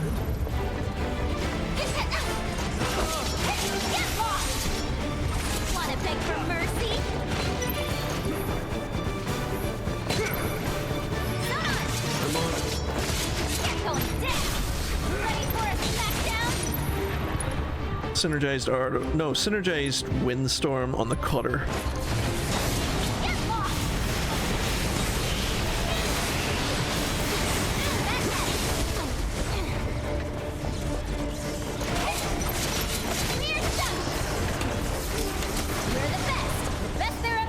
Analysis concluded. Continuing trial. Not bad. Select ordnance type to deploy for this trial. We're both still pretty good shape, so we don't need to do anything on this occasion. There's no bonuses or anything on the platform. No shit I can throw. Okay, let's try the UFO looking thing. See what he is. Ordnance deployment procedure.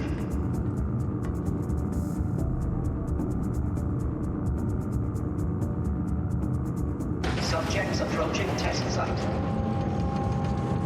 Test will begin momentarily. Oh, they're the wee flying helicopter dudes. Beginning analysis.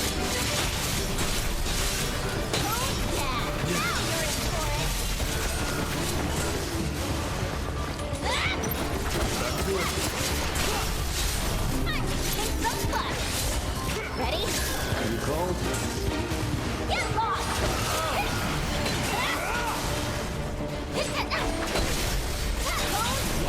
Gotcha! That was pretty easy. Take the wrath of the ninja! Analysis concluded. Continuing trial.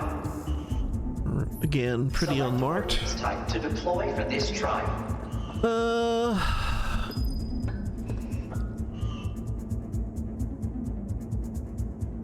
That looks like those like the yellow dudes with the blue overalls and the big thick black glasses. But it looks like he's hiding behind a paper plane. Or do you want to fight the big robot dude? I think this is the dude who you steal the core off, actually. Selection confirmed. Initiating ordnance deployment procedure. If this is who I think, this will be fairly easy. Subjects approaching test site. Yeah, it looks like two of them. Begin momentarily. Two can be a little bit messy, but should be okay. Beginning analysis.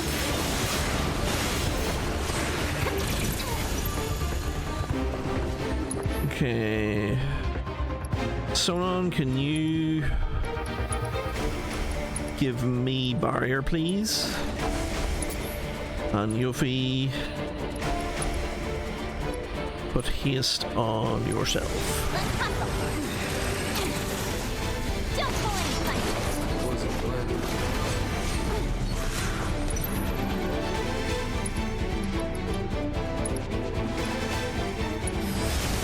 Thank you! Got it. Let's go. Thanks for that!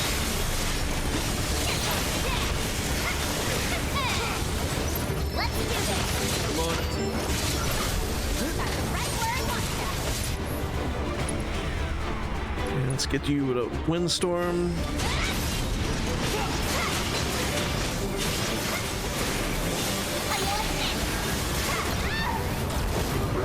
Probably shouldn't have ate that. Sonon, can you give me a new barrier, please? And Yuffie. We're both pretty beat up, actually. Yuffie, fat heal. No, actually, no. Do a shitty heal on yourself. Might as well.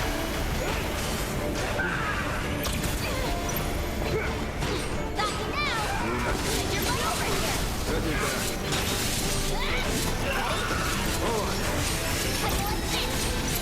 Nice one! Okay. No, not abilities. Give him a little blast of fire and Sonon. And we blast of thunder.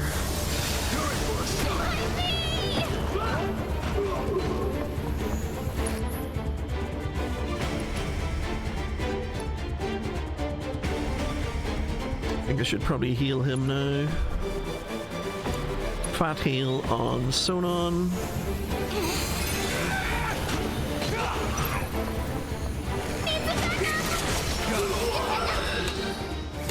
Piece of cake.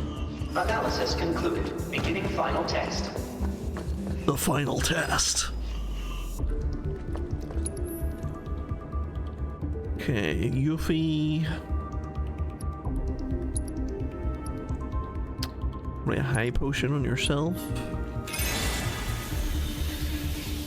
And Sonon.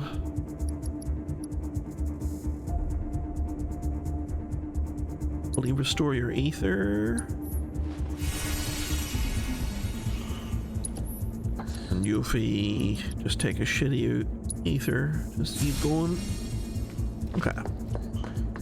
Selection confirmed. Initiating ordnance deployment procedure.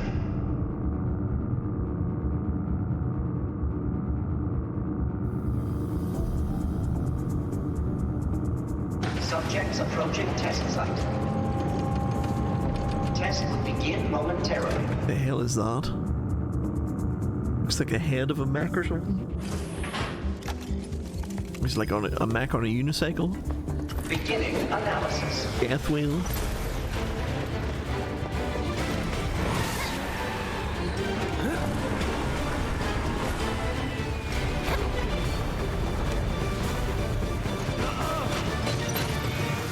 Okay, give me some information on our new friend, please.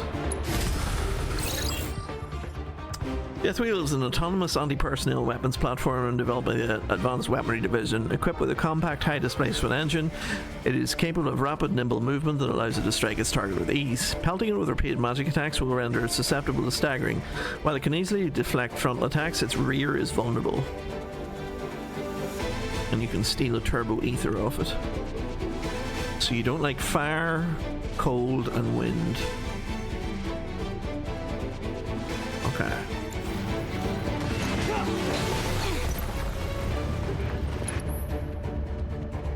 I can't do anything at the moment, but you can do a big blast of thunder on him.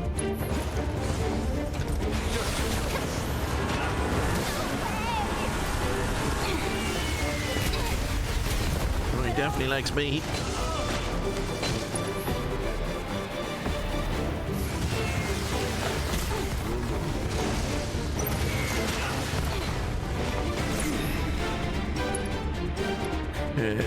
Give him a blast of ice ninjutsu.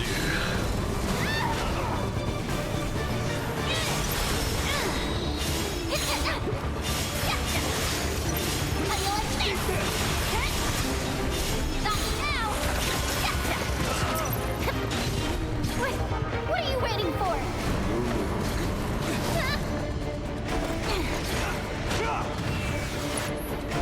Okay, Yuffie, you're about to be hit by a missile. Enjoy it.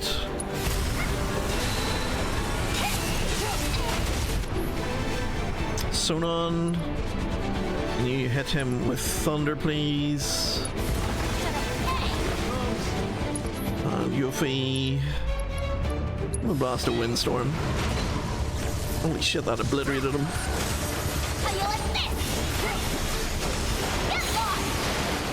Another one for the boss.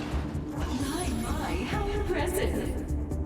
Seems I may have underestimated how resilient you ninjas can be. May have? How about did, you old hag? Wow. You woo giants. So feisty. But let's see how you fare against what I have in store for you next. It's quite the treat, I assure you. Only the best for our honored guests, after all. Whenever you're ready.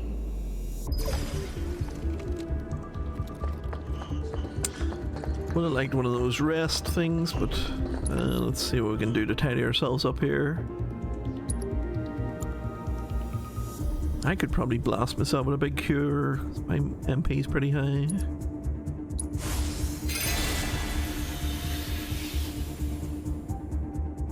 And Sonon, a potion on yourself.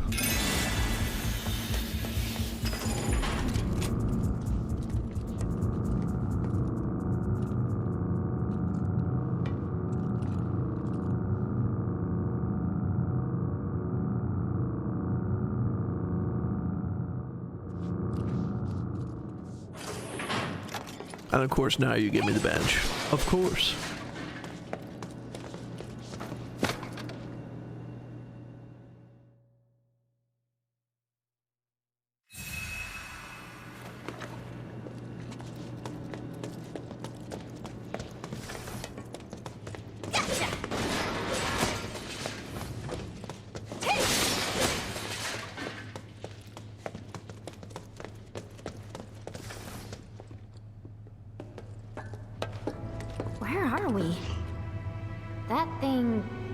can't be operational, can it? Oh, I'm pretty sure it is. Hope not, boss. At long last, Wu Tai's finest deigned to join us. You've performed admirably. Quit acting all superior. We both know you're afraid of us. Is that so? Well, maybe I am. You should know there's more where we came from. Lots more. And you'll never see them coming.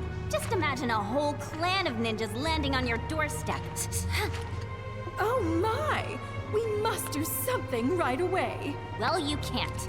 Don't say that. Won't you at least give us a chance? Oh, she's gonna pilot it? What the? Allow me to present the latest innovation in Shinra battle armor. Designed by yours truly. Awesome. This will be a memory to cherish for the rest of your lives. All 30 seconds of them. Not for much longer, eh, boss? Right on. You're as good as scrap. Okay, Sonon, can you quickly give me barrier, please?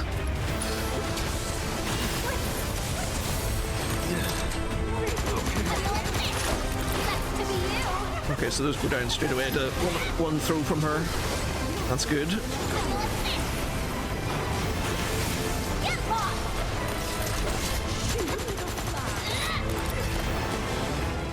Okay, I should now be able to get some information on you. I want to do it on the Crimson Mare, which is the robot.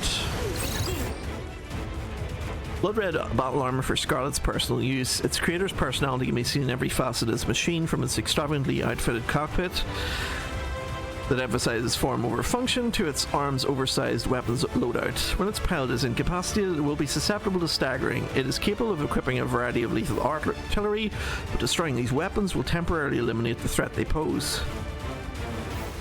Okay.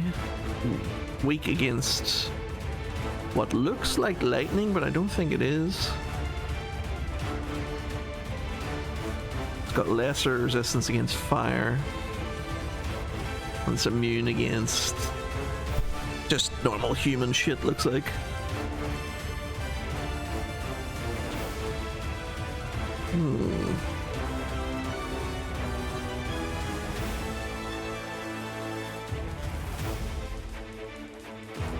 Alright, let's go.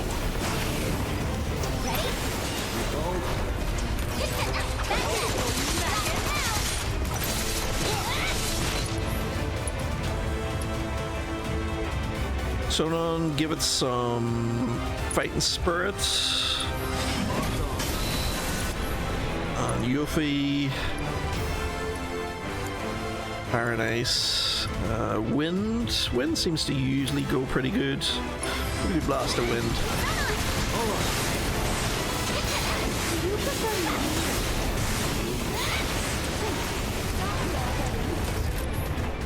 Okay, Sonon's not able to do anything at the moment. I am, though. Let's haste ourselves. Bring it on. Keep it up.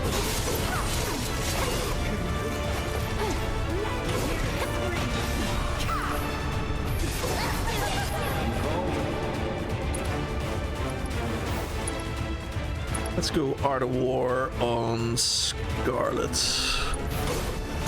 Good.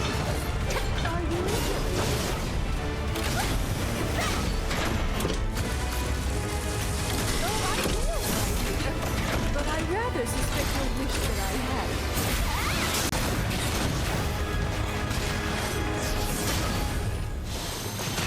That's a long-range loadout. I'm on it. Why are we to me? Keep it up,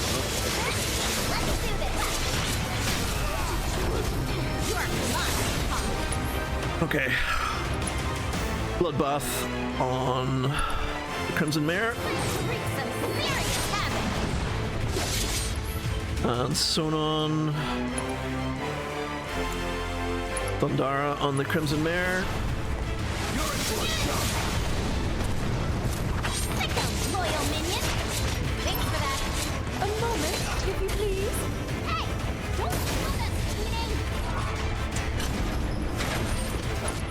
You have a high potion on yourself. And separate out so you don't both get one-shotted. Alright, time for the main event. Come on, Pest Wizard, join us.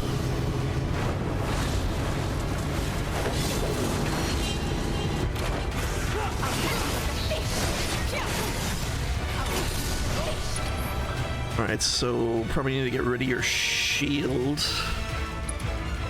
Twirling lunge against the shield.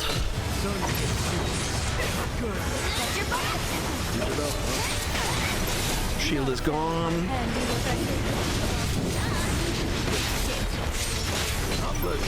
Claymore's gone.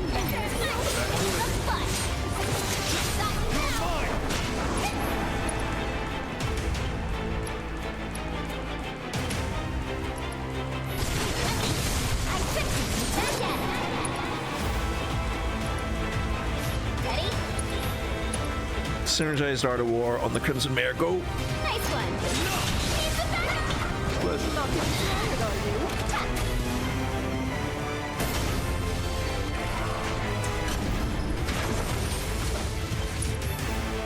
Okay, you have a high potion on yourself.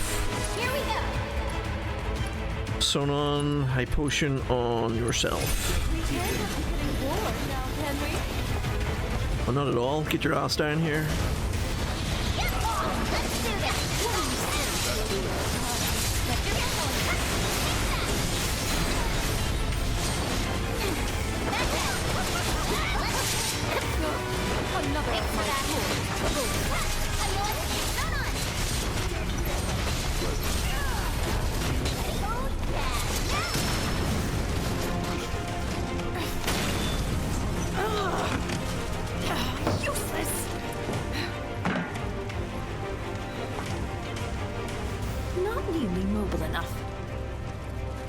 Should have known those actuators weren't up to the task.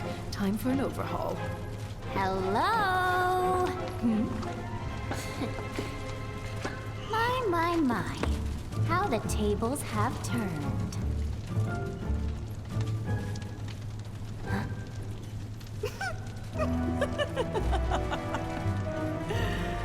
Proud of yourself, little savage? What are you doing? Oh, the good old thigh self-destruct. Should have known.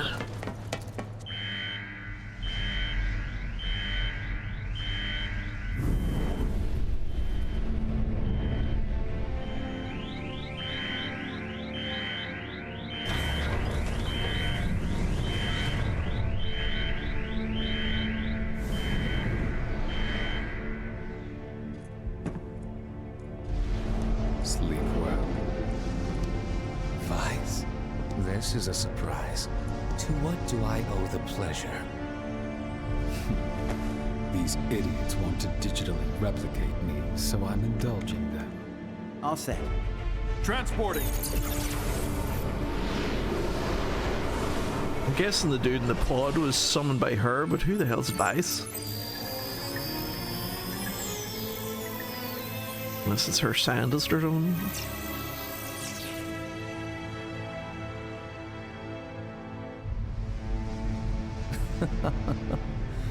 When will Shinra learn? There is no replicating you.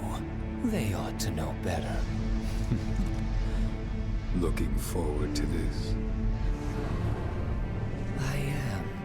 It has been too long since my last hunt.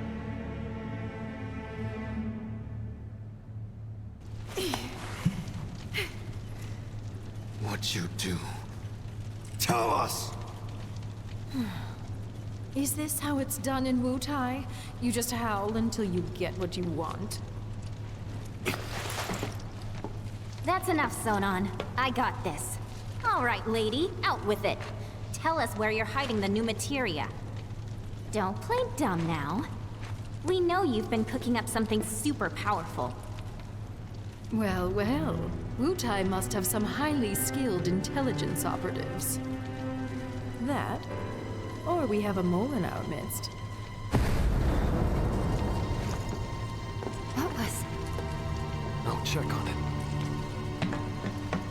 All right, but make it quick. You are correct that we're in the process of creating an exquisite new materia. However, it is far from complete. Yeah, right. You must think I'm stupid. Would I lie to you? Regrettable though it is, other plans have been deemed a higher priority. What other plans? Well, just between you and me, my colleagues and I are going to drop plate number 7 on the slums. And then we're going to blame it on Avalanche and Wutai. I don't get it. You're gonna drop a plate? And? Oh dear. I think your friend might have run into trouble. Aren't you going to save him? Quickly now. She's a very good villain just for a DLC, like.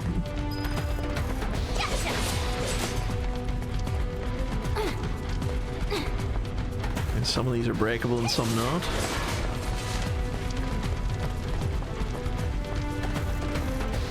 Oh, it seems some of them are already broke. There's nothing in it. Nothing in any of them anyway. Alright, let's go and see what Sonon's done.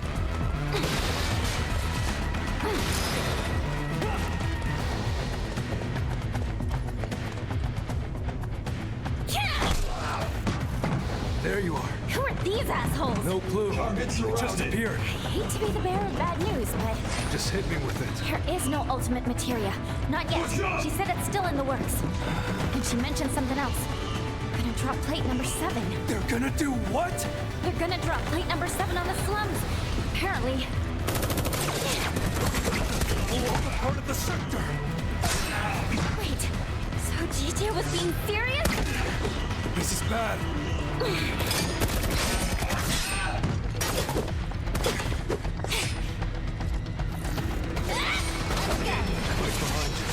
may not have the material, but we do have good intel. And we can't afford to let die. The fuck is this going on here?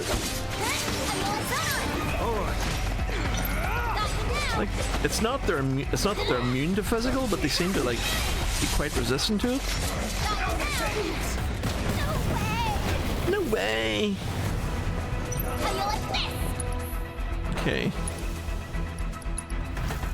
Let's see if you can resist this.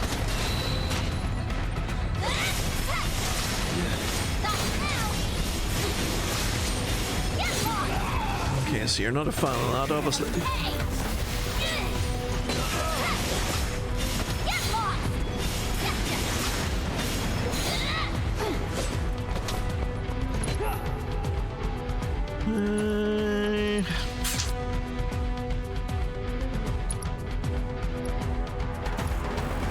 Not really close enough for that shit. I am getting my ass kicked here. What's my mana like? My mana's pretty full, actually. Yeah, let's just heal ourselves.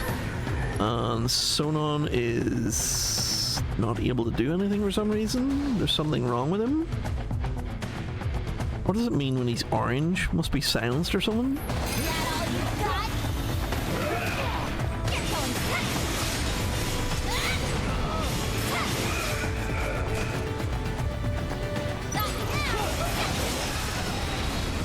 Have visual.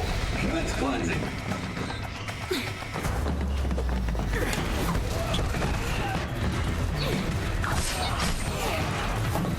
Recorder, punch him in.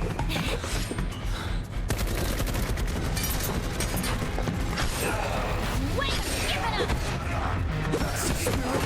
Let him out!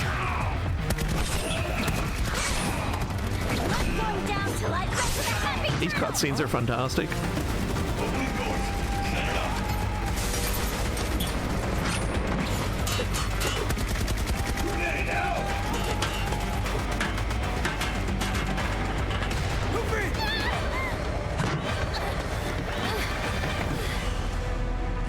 How not sure why she jumped on a grenade there, but that happened. Is it over? Somehow, I seriously doubt it. Oh, man, I so don't want to go back out there. But I don't think we've got a choice. Okay, so we have another item shop and a bench here. All she did in the original was have a slap off with Tifa on top of a giant cat.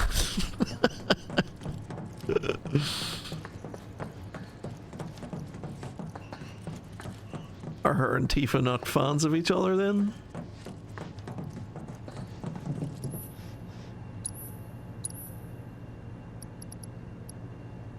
Mega potions are on offer at the moment, so let's get 3 of those. Let's get ether. Let's get 2 Phoenix Downs.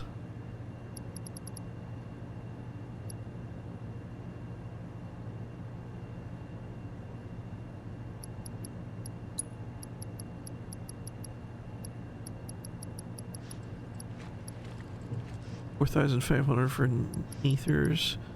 We get like 5 of them. Scarlet and Tifa? No. I misunderstood. I thought you were talking about Yuffie and Tifa. Scarlet and Tifa just had a slap out. I understand. Means Kiss removes toad-related curses. I think we'll be okay for that. The rest of that stuff is all pretty similar to what we had before. Okay.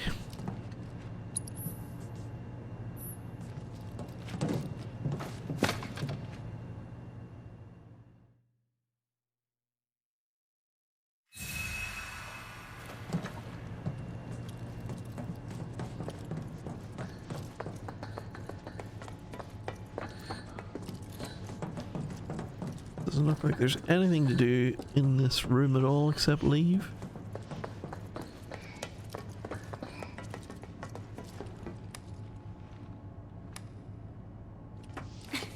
Work, you stupid. No good. Door won't budge. Meaning we're trapped.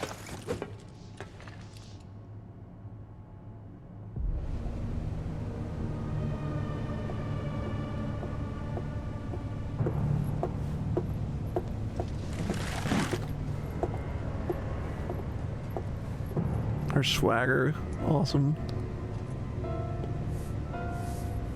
I want them to suffer.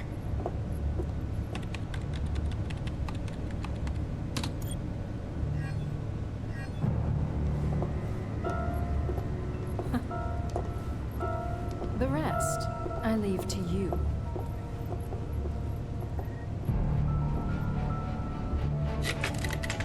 See, the submission dude that has been following her about has disappeared.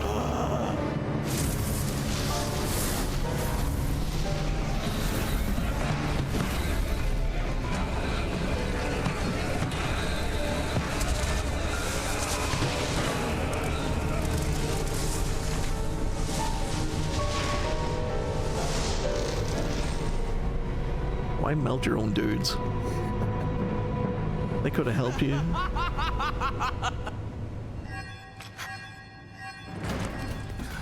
Pain sensation level set to maximum. What was that? They figure we need a challenge. Meaning we're in for a world of hurt. No fair! VR? What the fuck? You're going down!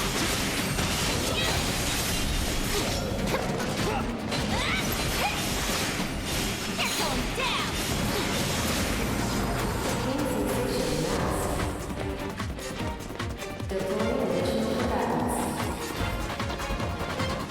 I don't see any way to escape. I think we just fight. Ready? Got it. You're going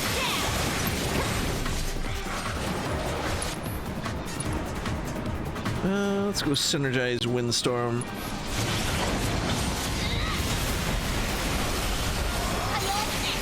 Get destroyed, my friends.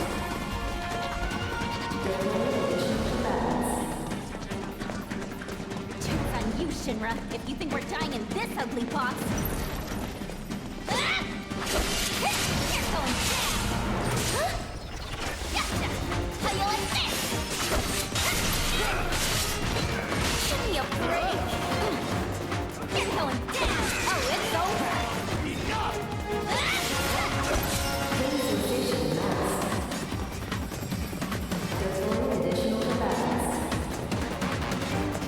Okay, this is getting old. There's gotta be a projection mechanism around here somewhere. We'll just find it. Boss! Why can't I hit it? Because that tentacle freak won't let you. We're gonna have to tough this one out. Alright, so we need to take out the big one. Tentacle drill sounds bad. Wasn't too bad. Diabolic creation. Give me some information on that, please. A man-made monstrosity created by Shinra's Research and Development Division has since been disposed of for its cannibalic nature and disobedience. All that remains of it is its data stored in the combat simulator. Severing its right appendage will weaken it and make it susceptible to staggering. When it is enshrouded a portion of its body in mist, attacking the affected area will what? How do I scroll down? Okay. Attacking the affected area will cause it to counter with an explosion. Okay, and what about his projector? Small device that floats inside Shinra's combat simulator has the data. It projects the data of a diabolic creation to shield itself, and the creature must be dealt with before this device can be attacked. Right. Okay. So this thing is weak against cold. And that's pretty much all the information there is. Okay. Okay, Sonon, would you please give me barrier?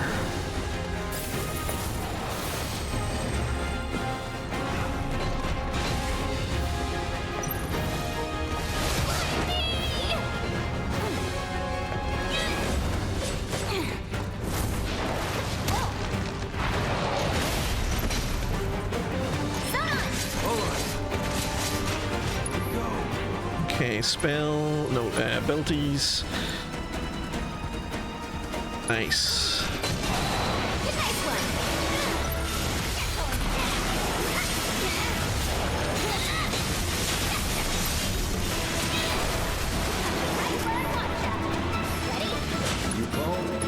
Synergized windstorm on the creation.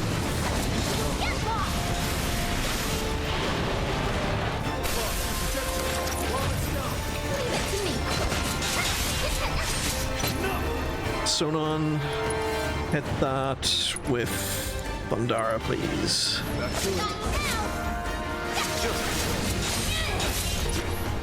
And Yuffie, Windstorm. Got it. God damn it. Nearly.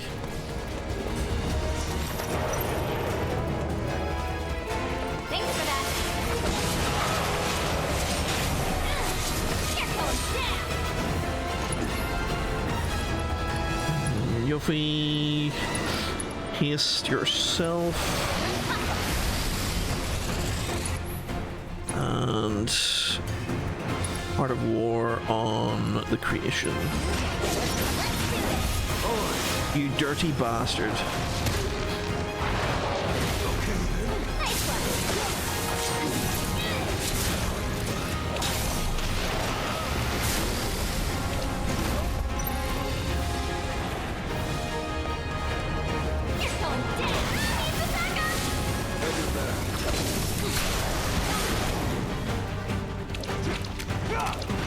Of course you use the frog shit here.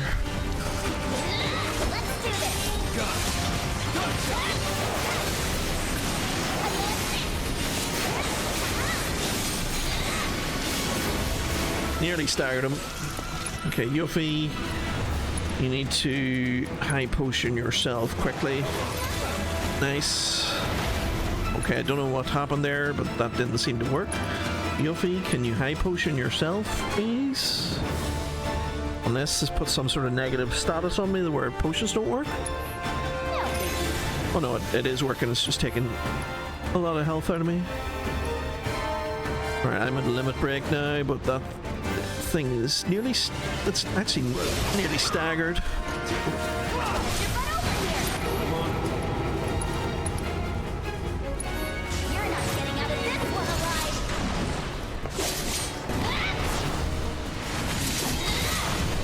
Beautiful.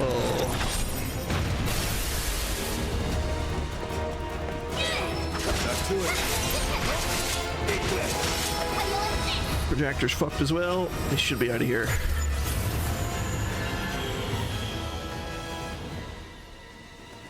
Now, can we please get out of here already? So we can just go and sit down again, can we? Nice.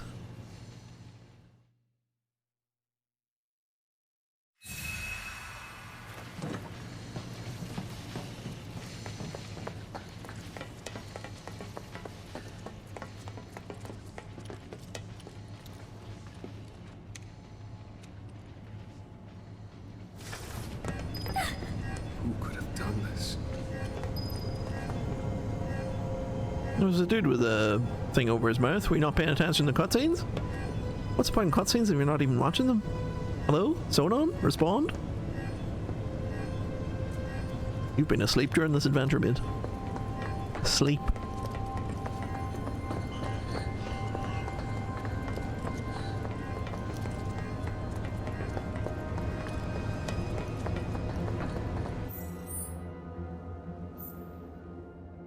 Okay, so proceed, we need to go that way. That's probably back to that left where we did the other shit before. So yeah, I think we just go this way then.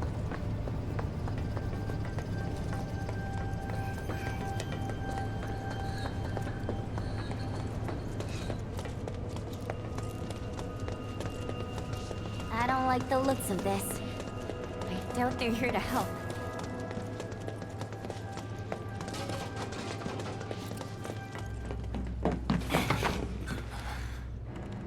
Subjects on site. It's time. Initiate the VII field test. Sir.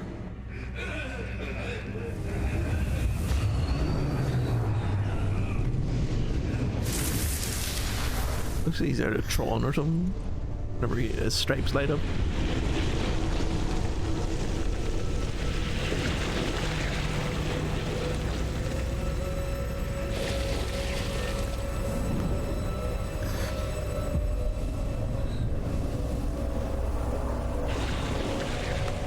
Okay, so he suspends all the bodies on cables. Team. Fool. There are no teams in deep ground. Deep ground? The place where my brother and I like to play. Cool. Now mind moving aside.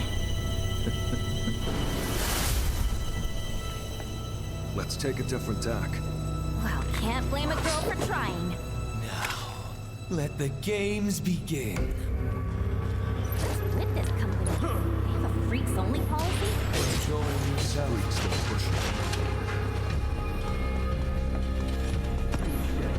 it. Sonon, would you be so kind, please, as to put a barrier on me? Thank you very much.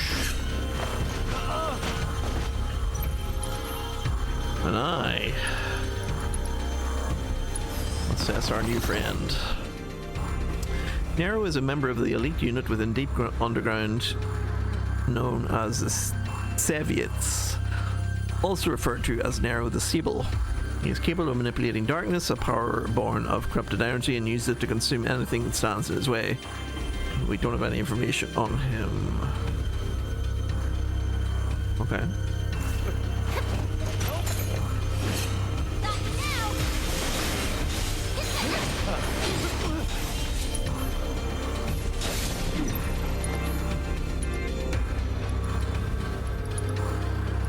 Haste yourself.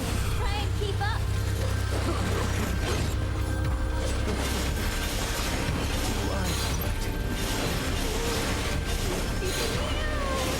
Don't get distracted. Sonon, try him with a bit of Thundara.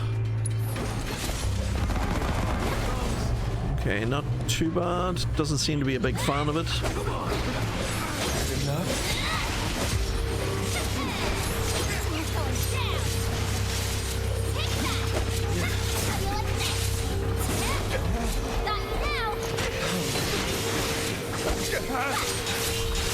He definitely doesn't like physical from me.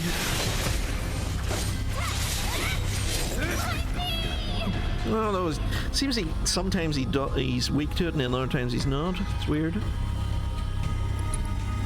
Hit him again with Thundara. I don't think he likes it.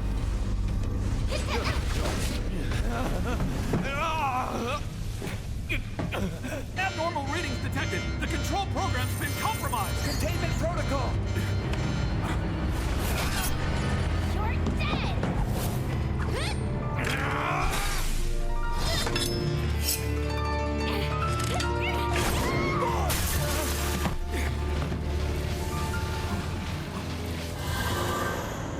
How dare you?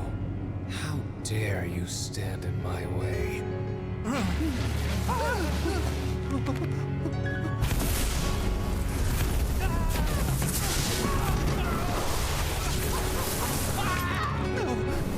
It's not clear whether he gets power from doing this, or he's just doing it just to be evil lol. Now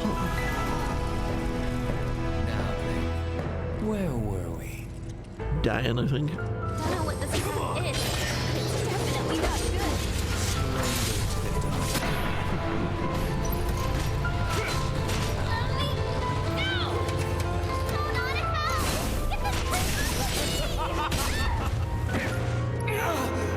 Okay, Sonon.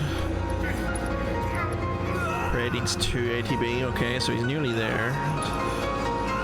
So I can't use him at the moment. Yes, savor this pain.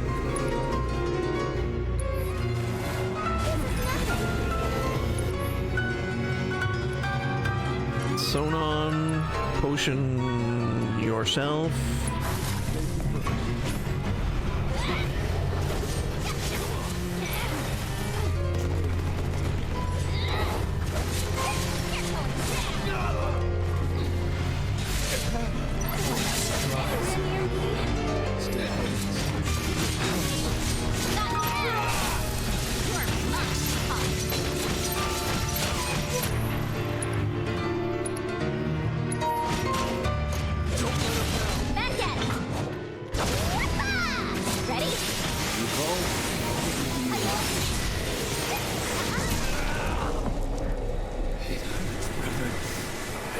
I was supposed to.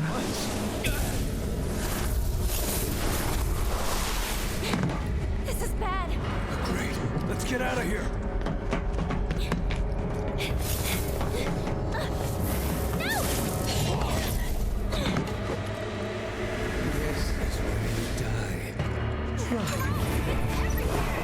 Let's end this before it's Okay, Yuffie. Cure Sonon. None shall lay a hand on me.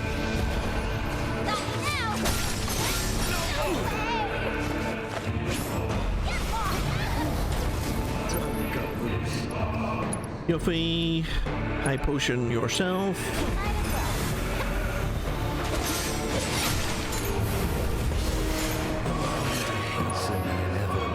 Yeah, no, I don't think so.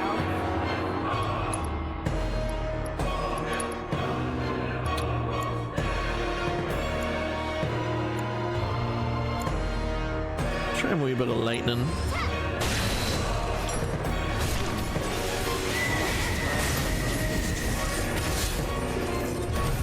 No, he doesn't seem to be care about lightning. Beauty of darkness.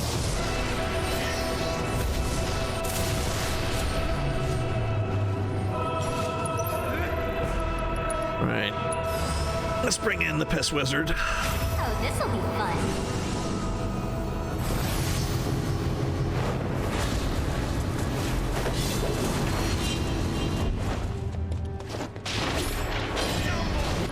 And Sonon. Pray, please.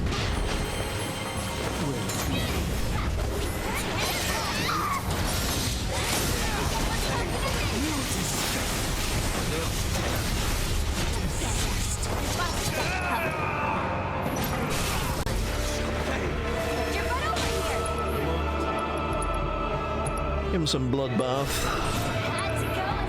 And Sonon, give him Dance to the Dragon.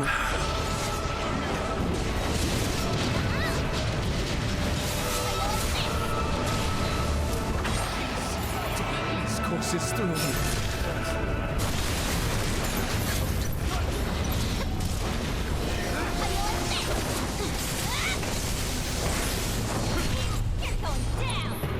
Okay, Yuffie, high potion him actually. And then high potion yourself.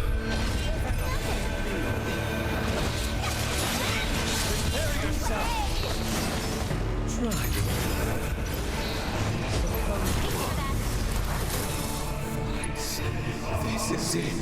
This is it. No darkness! Get it away from me! Get Then wings off him. Yes! I must know more of this feeling. Of pain. Of death. Now, let's finish this! Don't gotta tell me twice!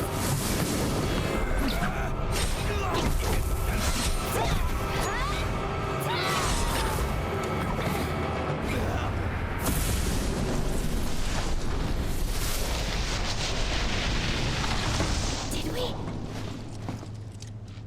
We did. Awesome. That was cool. Don't want to spoil the moment, but we should probably get going. But I'm so tired. I could carry you. You win.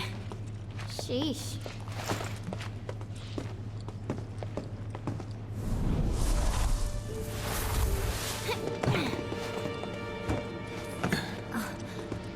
Aha!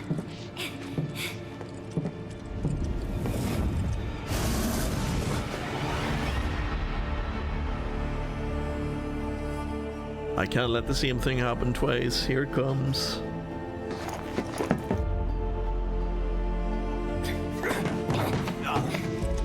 Hey, what's in here? Sonon?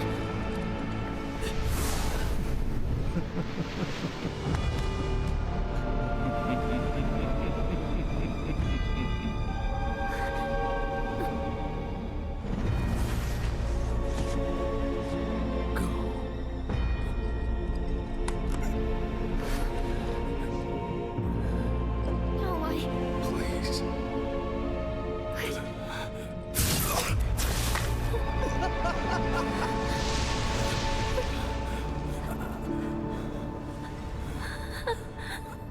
Sonon? Yuffie. You gotta keep going. For us. No. Stop it.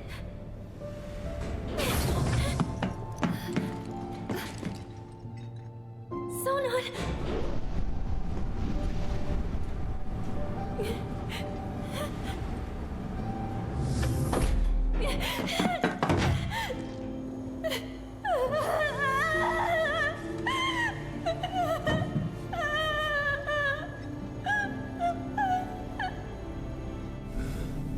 I'm definitely glad I didn't buy him a necklace.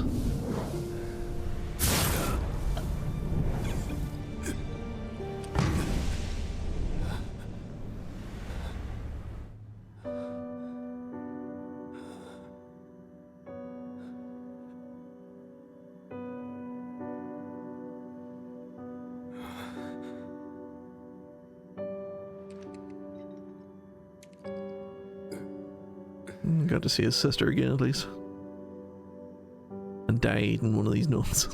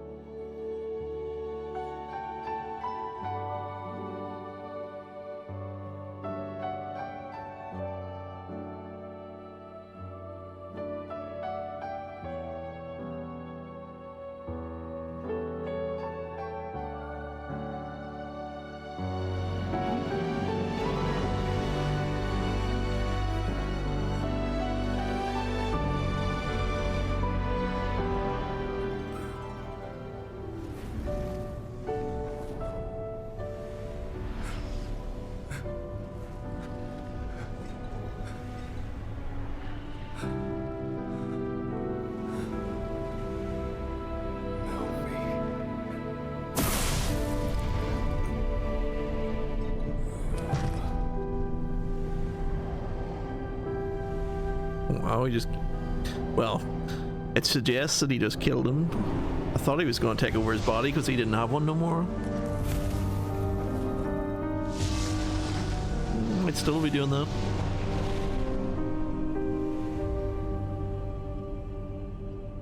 Yeah, I think we'll see him again.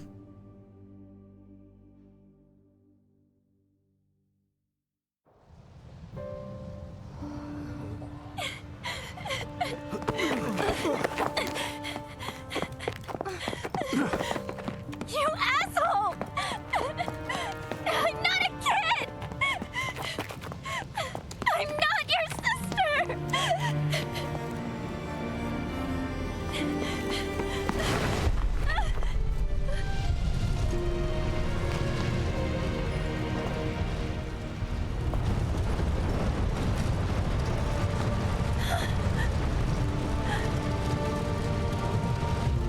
This is just wrong.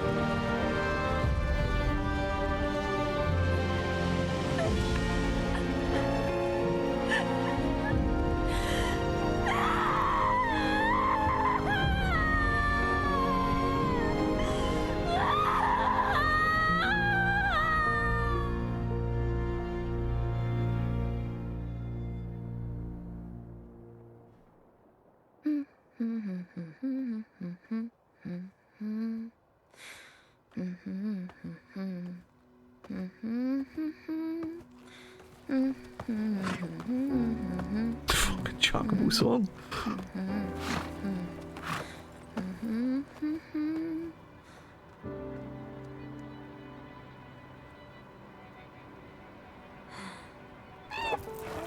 Don't think I can do this alone. The amazing Yuffie wants you! Join her team and the sky's the limit! Not Yuffie's team in Rebirth. Not Cloud's anymore.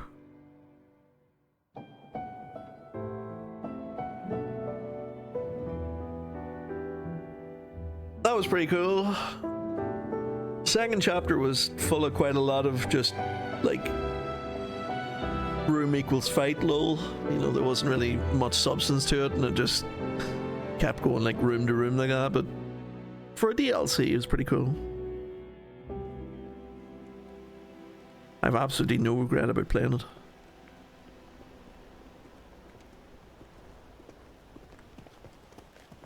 This is where we meet. Hey, Barrett? Were you really walking the whole way? Yep. Calm's still pretty far, though, isn't it? Another full day, give or take. Question. When my mom says a full day, she means from the time you get up in the morning till the time you go to bed.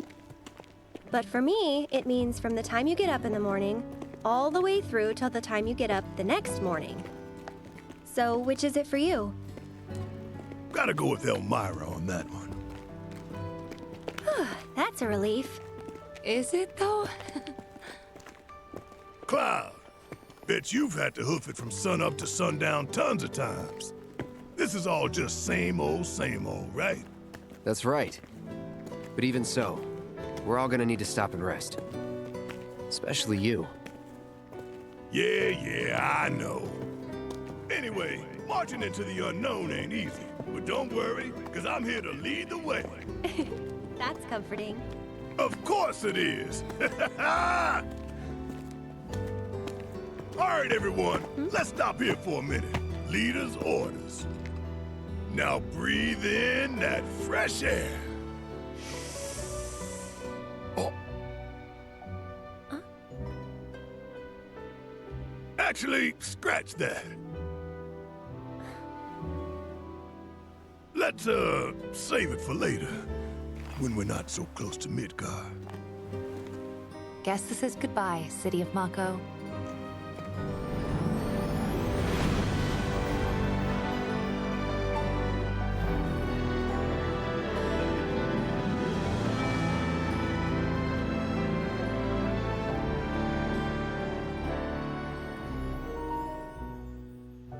What?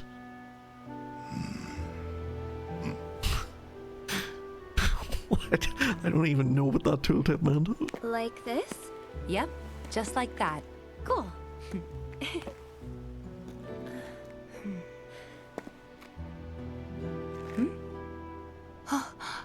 No way! A car!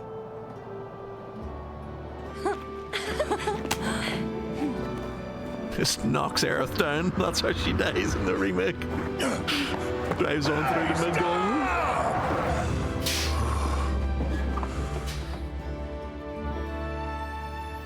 Chocobo breeder.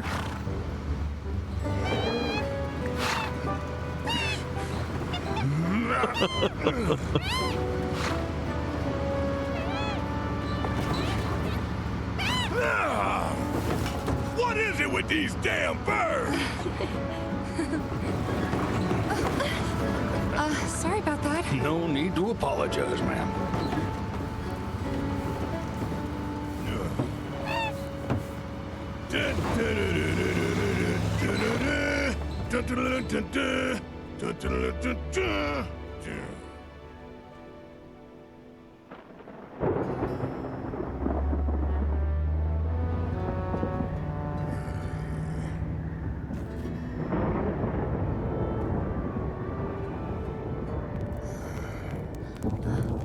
Look at that.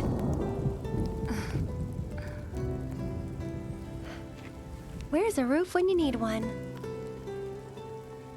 Gonna be okay? Should be, but weird. My stomach's in knots. That's its way of telling you it's hungry. Let's move.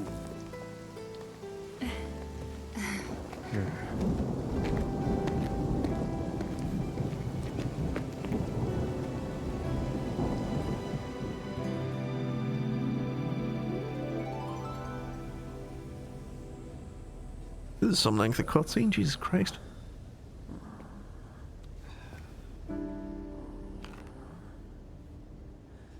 It's been a while, huh? Long time no see. How you been?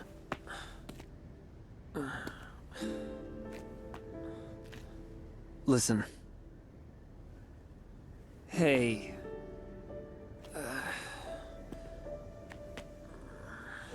I still don't know what the deal is with Zack. Is he like me from an alternate timeline or something? I'm back!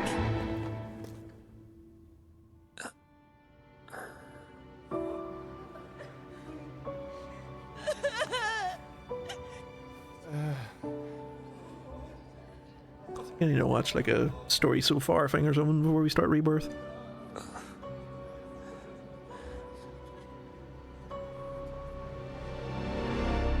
Aerith?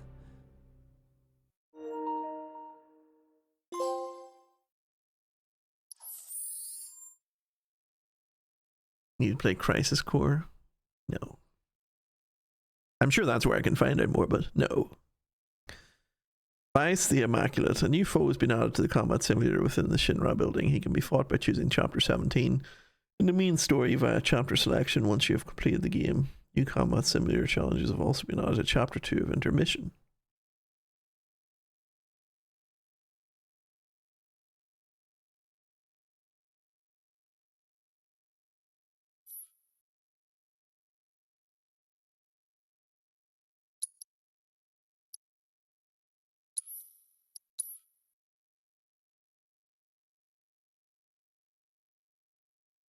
Okay. So that's that finished then? It's a shame they didn't show Yuffie meeting up with them. This is the same screen that the main game finishes on as well, so this is like your new game plus screen type thing. I guess that's it.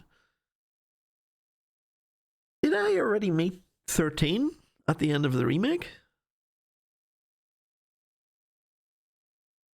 Because I noticed he was in the party leaving with them, but I don't remember meeting him. Or maybe I did.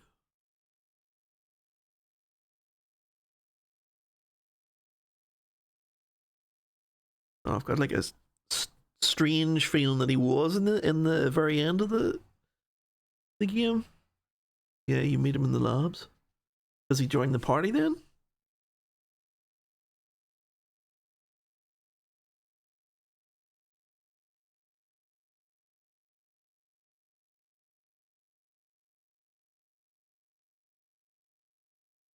Not as playable, but just being there. Right, okay.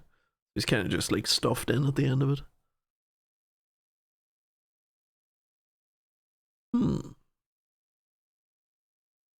Okay, so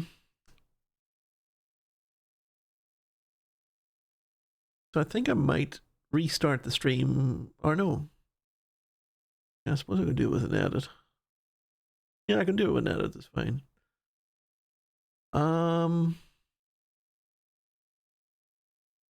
think I want to look into like a lower video or something, like some sort of like story refresher on Remake, something that's not like 1700 hours long. Let me have a look and see if I can find something.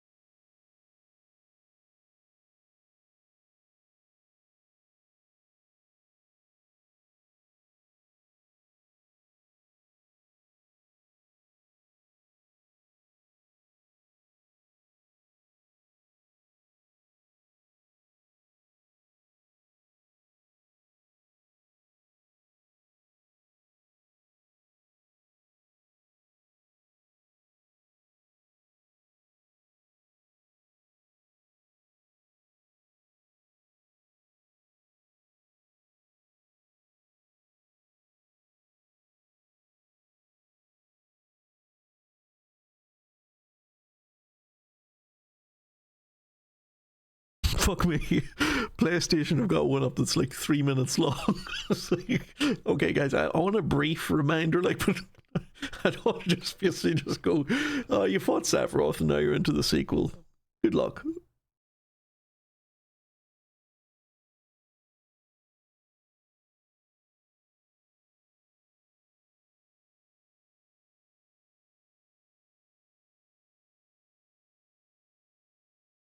Shinra this,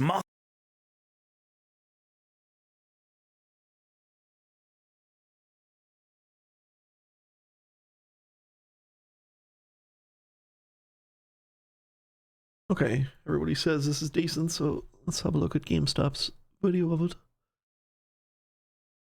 Nobody else is interested in this. This will just be for me, but I desperately need one because I'm not fully up to speed with what I remember from Remake and what I don't. So I'm going to change my title as well.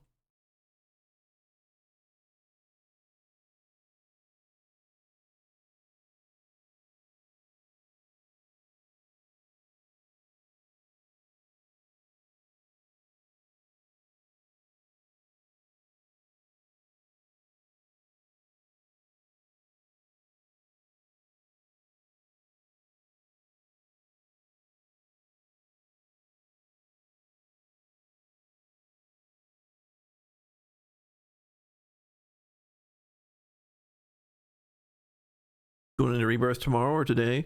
I think I might go into today.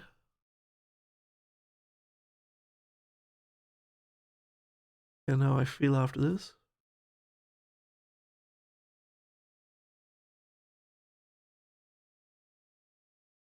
Marco that, and what the f is Red 13? We're days away from players getting their hands on the next chapter of the Final Fantasy VII Remake trilogy, Rebirth, which will dive into a large chunk of the original game's story. But there's been so much story already that even if you played Remake back in 2020, you might need a refresher. That's me.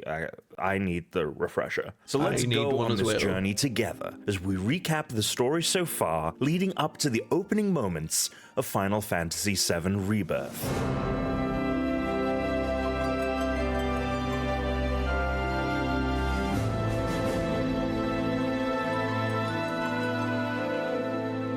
Final Fantasy VII Remake takes place in Midgar, a floating disc-shaped city comprising of 8 sectors. Those that can afford it live above the disc, and those that can't live beneath it. Shinra is not only the private corporation that oversees the distribution of electricity in Midgar, but is also its governing body. Its stranglehold over the city takes physical form in the shape of its Mako reactors, one powering each of the sectors of Midgar. The game opens up on an attack on one of these reactors by the freedom fighting group Avalanche. Dubbed eco-terrorists by Shinra, Avalanche is trying to destabilize the company, as it understands that the process of the life force, or Mako, being harvested from the earth below is slowly killing it. This squad is composed of Jesse, Wedge, Biggs, Barrett, and hired mercenary Cloud, a defected soldier in Shinra's army. Cloud is just in it for the payday, while the rest of the quintet are willing to risk their lives for the cause. The group successfully sets off a small bomb to destroy the reactor, but Shinra sets off a ton more bombs, so that Avalanche will take the fall for so much wanton destruction. As the group escapes, Cloud has a vision of his once mentor turned adversary Sephiroth, who basically kicks him while he's down by dragging up some past trauma. Cloud then runs into a woman selling flowers, Aerith, and through her, he is able to see hooded ghosts flying in the air. I wonder what that's about. Cloud meets up with the rest of Avalanche, and they make it to the slums of Sector 7, where their headquarters, a bar named Seventh Heaven, is located. This bar is owned by Tifa, who is also a childhood friend of Cloud's. The next day, after Tifa and Cloud do some odd jobs around the town to justify Remake's length, despite the portion of the original game it covers only being several hours long, Jessie approaches Cloud with another mission she needs help with. Cloud, Jesse, Biggs, and Wedge head topside, where they run into Shinra soldiers and their commander, Roche. After deeming Cloud a worthy opponent, Roche retreats when his sweet bike takes one too many hits. Jesse takes the group to her parents' house, where they swipe her dad's Shinra employee access card. Their plan is to raid a nearby depot for supplies for the next mission. At the supply depot, they encounter opposition, including Roche, who just couldn't wait to take Cloud on again. They are assisted by the real Avalanche, and it's at this point where it's revealed that Barrett's group is an offshoot that was made excommunicado for being too extreme. Says the group with the assault rifles and heavily armored troops. Cloud, Jesse, Biggs, and Wedge make it back to the Sector 7 slums with the supplies to take down another Mako reactor. While trying to get a good night's sleep after an evening of corporate subterfuge, Cloud is woken up by Tifa. The ghosts are back, and they're swarming the slums. In the commotion, Jessie sprains her ankle, leaving her unable to join the next mission. Barrett hires Cloud to take her place. Seriously, what are these ghosts up to? The next day, after overcoming several obstacles in order to reach the reactor, the group plants the bomb, now equipped with a remote detonator rather than a timer, but must face off against a new Shinra weapon of mass destruction, the Airbuster. The ensuing fight ends up separating Cloud from the rest of the group.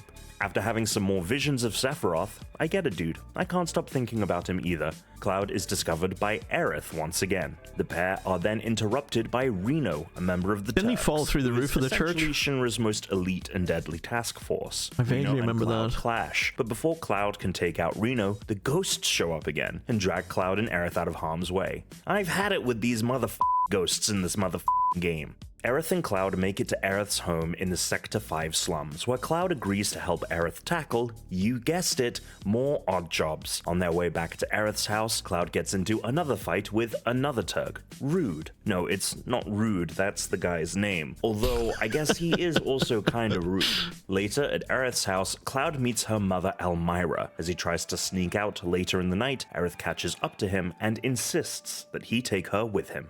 To get to the slums of Sector 7 from the Sector 5 slums, the pair must cut through Sector 6, the underbelly of which is home to Wall Market, a source of entertainment for many on both the bottom and top of Midgar. On this journey, Aerith notes that Cloud reminds her of another Shinra soldier she used to know, but before that story thread can be expanded upon any further, the pair run into Tifa. Tifa has come to Sector 6 to investigate Don Corneo, the mob boss that runs Wall Market and has been asking around about Avalanche. Tifa is going to attempt to woo the Don in a pageant, which is a really pleasant way of describing that plan. Aerith wishes to help Tifa by also entering, and after a series of challenges, secures a sponsorship from Madame M, one of the pageant's benefactors. However, during these challenges, Cloud catches the eye of another benefactor, Andrea Rodea, who then, after a dance-off, gives Cloud a makeover and submits him as his entry. Now all three entrants are there to gain intel on Don Corneo. Corneo only has eyes for Cloud, but the three are ultimately able to corner the Don in his bedroom. After interrogation, Don Corneo reveals that he knows what Shinra plans to do about Avalanche. The corporation is going to drop the entirety of Sector 7 on the slums below it, and blame the devastation on Avalanche, as well as the nation of Wutai, a foreign power that is hostile to Midgar and is helping bankroll the freedom fighters. The trio attempt to escape to relay this information to the rest of the group, but Don Corneo opens up a trapdoor, dropping them into the sewers. The trio fight through a slew of monsters to escape the sewers, exiting into an infamously haunted train yard. While there, they manage to tap into the Turks' comms via an old radio, a conversation between Rude and Reno confirming the Don's intel. When they finally get back to the Sector 7 slums, Avalanche is engaged in a firefight with Shinra helicopters, encircling the pillar that holds up the plate above. Aerith is tasked with heading to 7th Heaven in order to protect Barrett's daughter Marlene. However, she runs into the leader of the Turks, Sang, who threatens to kill Marlene if Aerith doesn't return to Shinra with him. More on why in a bit. Back at the pillar, Cloud and Tifa find both Jesse and Biggs mortally wounded. At the top, they help Barrett face down Rude and Reno right before the ghosts show up once again to do some meddling. They tragically hold Wedge in place, preventing him from escaping, as Sector 7 comes crashing down. And then this cat thing shows up. Cloud, Tifa, and Barrett mourn the losses of Jesse, Biggs, and Wedge as they travel to Aerith's house. So the whole gang Marlene is dead. Safe and sound under the watchful eye of Elmira. Aerith has indeed been taken in by the Turks. Elmira then explains why Shinra wants Aerith. She's the last of the Ancients, a race of magical beings that were the dominant species on Earth before humans. Elmira is Aerith's adoptive mother, having taken her in after the death of her real mother. Shinra believes that Aerith knows the way to an infinite source of Mako thanks to her legendary lineage. You can imagine why that would be something it'd want to find. The trio leaves Marlene in Elmira's custody before returning to the devastated Sector 7 slums to help those that remain. As they do so, they discover a secret Shinra lab where, surprise, Wedge is alive. As they rescue him, the ghosts show up once again to pull all four of them out. Elmira gets another adopted child as the gang leaves Wedge in her care while he recovers. The team then plans to break into Shinra headquarters and save Aerith. Only problem is Midgar is essentially on lockdown after the collapse of Sector 7. The group reluctantly decides to try and get assistance from the one person they know that could help them get topside, Don Corneo. When they arrive at his mansion, they find it ransacked. As one of his remaining henchmen explains, Shinra retaliated after learning that the Don leaked its plan to Avalanche. They learn that Corneo fled into the very same sewers that he trapped the group in previously. The trio once again descend into the depths, aided by one of Corneo's assistants, Leslie, who only joined up with the Don to get close enough to him to take him out, after he claimed Leslie's fiancée for himself. Leslie gets ahead of the group and finds Corneo, pulling a gun on him, but the Don easily disarms his former henchman. Because he can't keep his trap shut, Corneo reveals that Shinra intends to scrap the entirety of Midgar to set up a new base of operations in the Promised Land, the hidden location of the infinite source of Mako, and that Corneo revealing its Sector 7 plans to Avalanche cost him his ticket out of the city. A giant beast that dwells in the sewers known as Abzu shows up, allowing the Don to escape. The heroes face down the creature before Leslie plans to give chase to Corneo. Tifa stresses that Leslie should let go of his revenge, and instead put that energy toward finding out what happened to his fiancée and find out if she's even still alive, which, probably should have been something he'd attempted from the start. Leslie thanks the group and gives them grappling hooks to help them get up to the top side of Midgar. After facing down horde after horde of Shinra baddies on their journey upward, the group eventually, successfully infiltrates the evil corporation's headquarters. But they're not the only ones that have made it there. Sephiroth has arrived, and in the flesh, not just in Cloud's visions. After making their way through the building, our heroes are able to get their hands on Professor Hojo, Shinra's resident evil scientist, and force him to take them to his laboratory where he's keeping Aerith. They rescue their friend, as well as Red 13, a talking dog that is the result of one of Hojo's experiments. The party licks their wounds in a room that used to act as an apartment for Aerith and her real mother Ifalna, before they escaped and Ifalna left Aerith in Elmira's care. Aerith reveals that the real name for her race, the Ancients, is actually the Cetra, and that Shinra had been trying to find the location of the Promised Land from her and Ifalna for quite some time. Aerith reveals to her allies that she has no idea how to find it.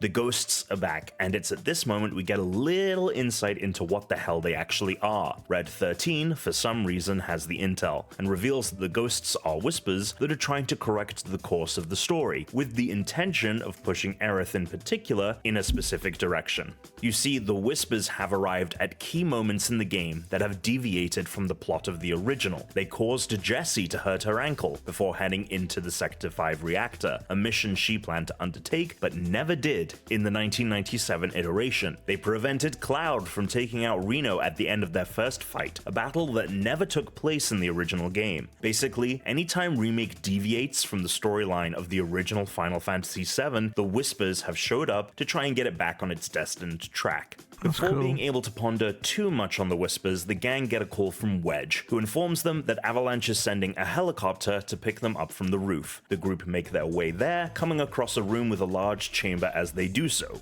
In the center, the decrepit body of a woman is connected to all the machinery around it. Aerith reveals the name of the woman is Genova, which triggers yet another Sephiroth vision for Cloud. But wait, Sephiroth is actually there! He destroys the catwalk the group is standing on, causing them to fall to the bottom of the containment structure. Red 13, cementing himself as the resident explainer of just what the hell is going on, reveals that all of the creatures and contraptions that Cloud and the gang have had to face down over the course of the game have been the results of Hojo's experimentations with Genova. The group fight their way through more of these experiments and eventually get back to Genova's chamber, but her body is gone, a trail of purple liquid leading from where she was being held. The trail leads to the Shinra president's office, and the gang finds the old man hanging off the side of his helipad. Barrett agrees to rescue him, in return for clearing Avalanche's name, but once on solid ground, the president pulls a gun on his savior. The moment is interrupted by Sephiroth, who not only takes out President Shinra, but Barrett too. However, since Barrett doesn't die here in the original game, the Whispers show up and revive him. Sephiroth disappears with Genova's body as the Avalanche helicopter shows up outside. Unfortunately, that helicopter gets taken out by the Turks, who arrive with Vice President Rufus Shinra, the now deceased president's son and now the new president of Shinra. He faces off against I remember this Cloud fight being hell. I do remember this. His helicopter and taking out the helipad. Fortunately, Tifa is there to save Cloud before he falls to his death, which would have really required a lot of heavy lifting from the Whispers if that were to have happened. Barrett, Aerith, and Red 13 are looking for a new way out of Shinra HQ. Wedge shows up to help them, but the Whispers show up to throw him out of a window, dead set on making sure that Wedge dies like he does in the original game. His fate is, however, left a mystery to the players. As Barrett, Aerith, and Red 13 become surrounded by Shinra forces, Cloud shows up on his bike, while Tifa picks the trio up in the back of a van, and our heroes break out onto the freeway. Once they leave Shinra's forces in the dust, Sephiroth appears once again. This is when things get nutty. The Whispers begin to swarm the group, initiating a vision of Zack Fair, a man dressed incredibly similar to Cloud, even wielding the same sword. We will have a whole video coming soon on Zack for you to learn everything you need to know about him. He is very important to the story of Final Fantasy VII. Sephiroth opens up a portal among the swirling Whispers and beckons Cloud to follow him into it. Aerith stands between the portal and the rest of the group, warning them that if they give chase to Sephiroth, they will be untethering themselves from the fated timeline. The group ultimately decides to step through the portal, where they encounter Whisper after Whisper, trying to prevent them from changing fate. As they do so, they get glimpses of that fated future. They ultimately came face to face with the man himself, with Cloud seemingly delivering the final blow against him. This act pulls him into a swirling cosmos, where Sephiroth also appears, revealing that their actions have finally unwritten the once destined future. Sephiroth asks that Cloud join him in writing a new future, but as you can imagine, our boy is not down for such an offer. The pair square off yet again, with Sephiroth ultimately disarming his former protege. However, Sephiroth refuses to kill Cloud, seemingly curious to see what he does in this now uncertain future.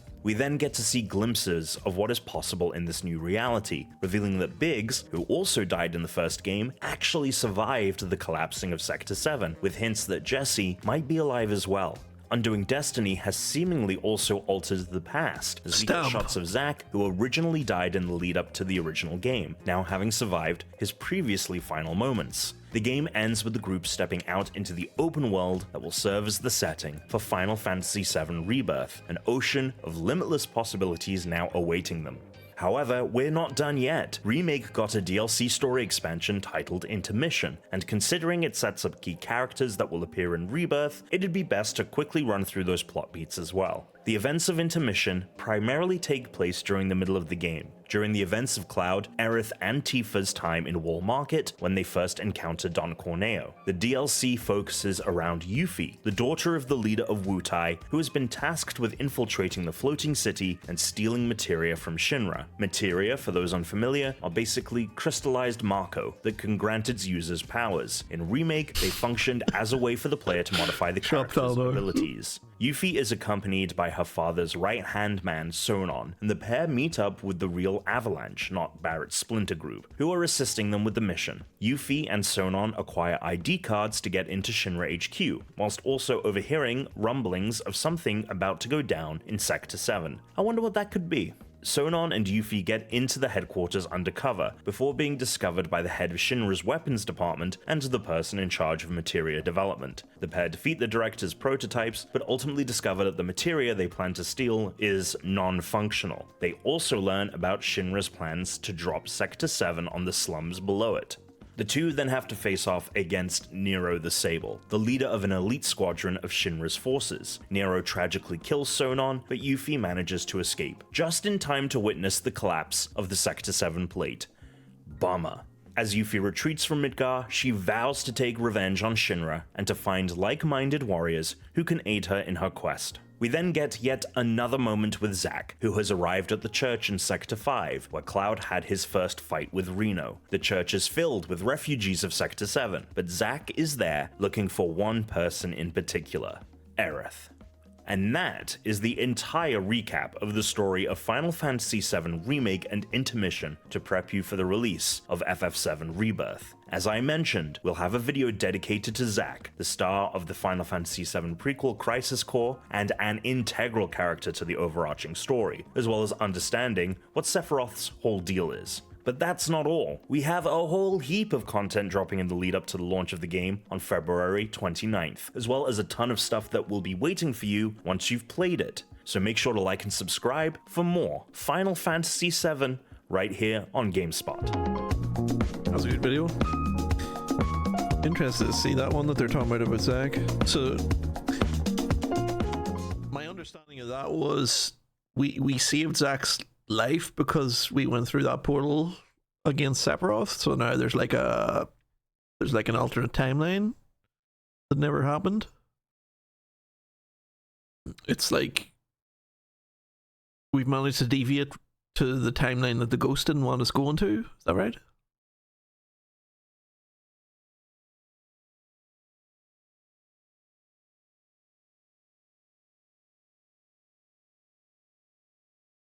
Here we go. The ending of Square Enix's 2020 remake of the classic 1997 JRPG Final Fantasy VII left everyone with some big questions concerning the appearance of a dark-haired guy in a soldier uniform limping along the grasslands, dragging a very passed-out blonde protagonist with him. Fans of the original game reacted with a resounding, OMG, they did that? What does this mean? While new players were likely wondering, who the heck is this guy? And how/why is Cloud in two places at once? Allow us to clear up some confusion as we present a refresher. So that was us walking past the old timeline there? Boy, Zack Fair. Zack made his initial appearance in the original Final Fantasy VII published by Squaresoft for the Sony PlayStation in 1997. He was first mentioned by Aerith in the park in the Sector 6 slums when she tells Cloud that her former boyfriend had, like Cloud, been in soldier in a lead military branch of the Shinra Electric Power Company. Cloud asks his name, but before he can press Aerith for an answer, they're interrupted by the carriage carting Tifa to Don Corneo's mansion. And this is all the information we get about Zack until much later in the game, like deeply into Disc 2 later. That is, of course, unless the player has Aerith and Tifa in their party when they go to visit the village of Gongaga and speak to a couple in one of the houses who mention their missing son Zack. Aerith reveals that Zack was her first love, and Cloud is surprised that he's never heard of him, considering they were the same rank and soldier. She mentions that he left on a mission 5 years ago and never returned. Tifa, on the other hand, is visibly shaken by the mention of the name Zack, well, as visibly shaken as polygons can be, and fumbles when denying that she knows him. She reflects on how Zack's story sounds just like Cloud's, boy from a small town, leaving for the big city, joining soldier. After this, Zack fades into the deep background again until, as mentioned, a solid 20+ hours later, we really learn about him, or at least the role he played in some pivotal past events. Since we're not assuming that everyone watching this video has played the original Final Fantasy VII, we'll keep it vague. But again, to get the most Zack information possible in the original release, the player had to make the choice to revisit a location on Disc 3 wherein we are introduced to the events that play out in greater detail in the Zack-centric prequel, Crisis Core. While this is not the next time we see Zack in Final Fantasy VII related releases, that happens in the 2005 film Advent Children, set after the events of the original game, where Jesus he is basically a ghost. It is, chronologically speaking, the first time he ever appears. In Crisis Core and its remaster released for the PS4 and 5 in December 2022, Crisis Core Reunion, Zack, the only playable character, is an enthusiastic, optimistic young soldier lad from a tiny little town called, you already know it, Gongaga. And this kid is thriving. 7 years before Cloud helps Avalanche bomb a reactor, Zack is out here making a name for himself, fighting the Shinra Corporation's war with Wutai, hitting it off with all the ladies, and just generally being well-liked by everyone around him. He is the textbook definition of golden retriever energy. His mentor, Angel Hewley, literally refers to him as Zack the Puppy. To summarize, there are 3 main soldier characters in addition to Zack: the aforementioned Angeal, Genesis, who grew up with Angeal, and Sephiroth, who needs no introduction. Both Angeal and Genesis are the result of a Shinra-sponsored genetic experiment involving Angeal's mother and Genova, an effectively mummified being Shinra found and decided was an ancient or Cetra, the original inhabitants of the planet. They learn this pretty early on in the story and abandon Shinra and Soldier. Genesis, with aspirations of finding the fabled gift of the goddess as described in the epic Loveless, which he views himself, Angeal, and Sephiroth as being the 3 key players in, and Angeal with sadness and anger at both the company and his own monstrous nature. Other key players in this game include Sung, the Turk who's keeping an eye on Aerith in Final Fantasy VII/7 Remake, Soldier Director Lizard, Dr. Hollander, the scientist behind the genetic experiments resulting in Angeal and Genesis, and Aerith herself, who, like Cloud after him, Zack meets after he falls through the roof of a church where she tends flowers. They quickly become a couple, naturally. And speaking of, Cloud also plays a supporting role here, a gloomy, spiky-haired infantryman who bonds with Zack over their mutual country bumpkin backgrounds. Additionally, Zack works alongside a young woman Turk, Cisne, who we already know is set to return in Rebirth. The youngest member of the team, Cisne takes a particular shine to Zack and is one of his key allies.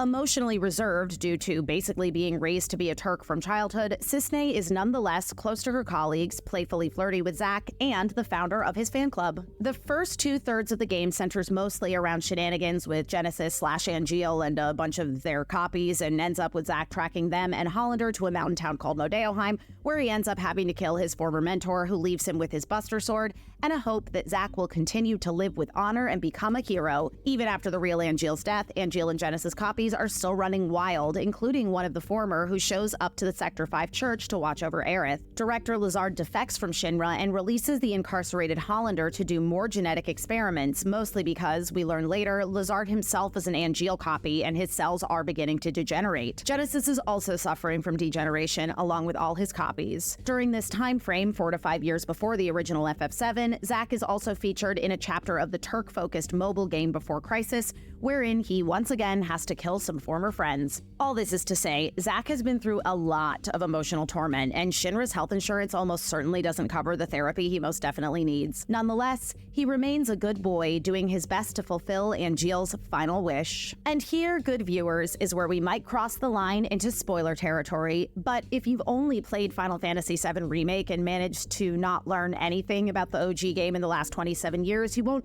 entirely realize what's being spoiled for you, and even then you may be more confused than outright spoiled, especially if you just played the Rebirth demo.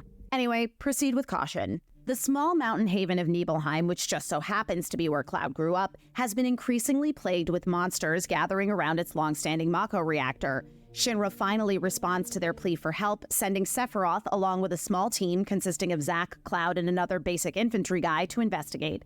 Cloud has yet to achieve his dream of even joining Soldier, let alone making first class, so he keeps it on the DL that he's back in town. He certainly doesn't reveal his identity to the local mountain guide assigned to lead them to the reactor, who turns out to be none other than best girl, Tifa Lockhart. After a harrowing trip, they make it to the reactor and find a bunch of mutated humanoids incubating in pods. And wouldn't you know it, their old pal Genesis shows up to inform the Pride of Soldier, Sephiroth, that he too is part of a genetic experiment. Project S, part of the Genova Project, Shinra's attempt to create a human-ancient hybrid. Unborn baby Sephiroth was directly injected with Genova cells while developing and considered to be a greater success than the two Project G babies, Angeal and Genesis. So Sephiroth spends a week in the library in the basement of the old Shinra mansion, which conveniently contains years and years of well-documented research on his origin, and absolutely loses his shit. He decides that he is a superior being, meant to inherit and rule supreme over the planet/cosmos at large, and burns down the entire town of Nibelheim before taking off to the reactor to exhume his mother from her giant test tube. Zack races after him and finds Tifa on the floor of the reactor, barely clinging to life. He pursues Sephiroth into the inner chamber and confronts him just as successfully as Tifa did, which is to say, not at all.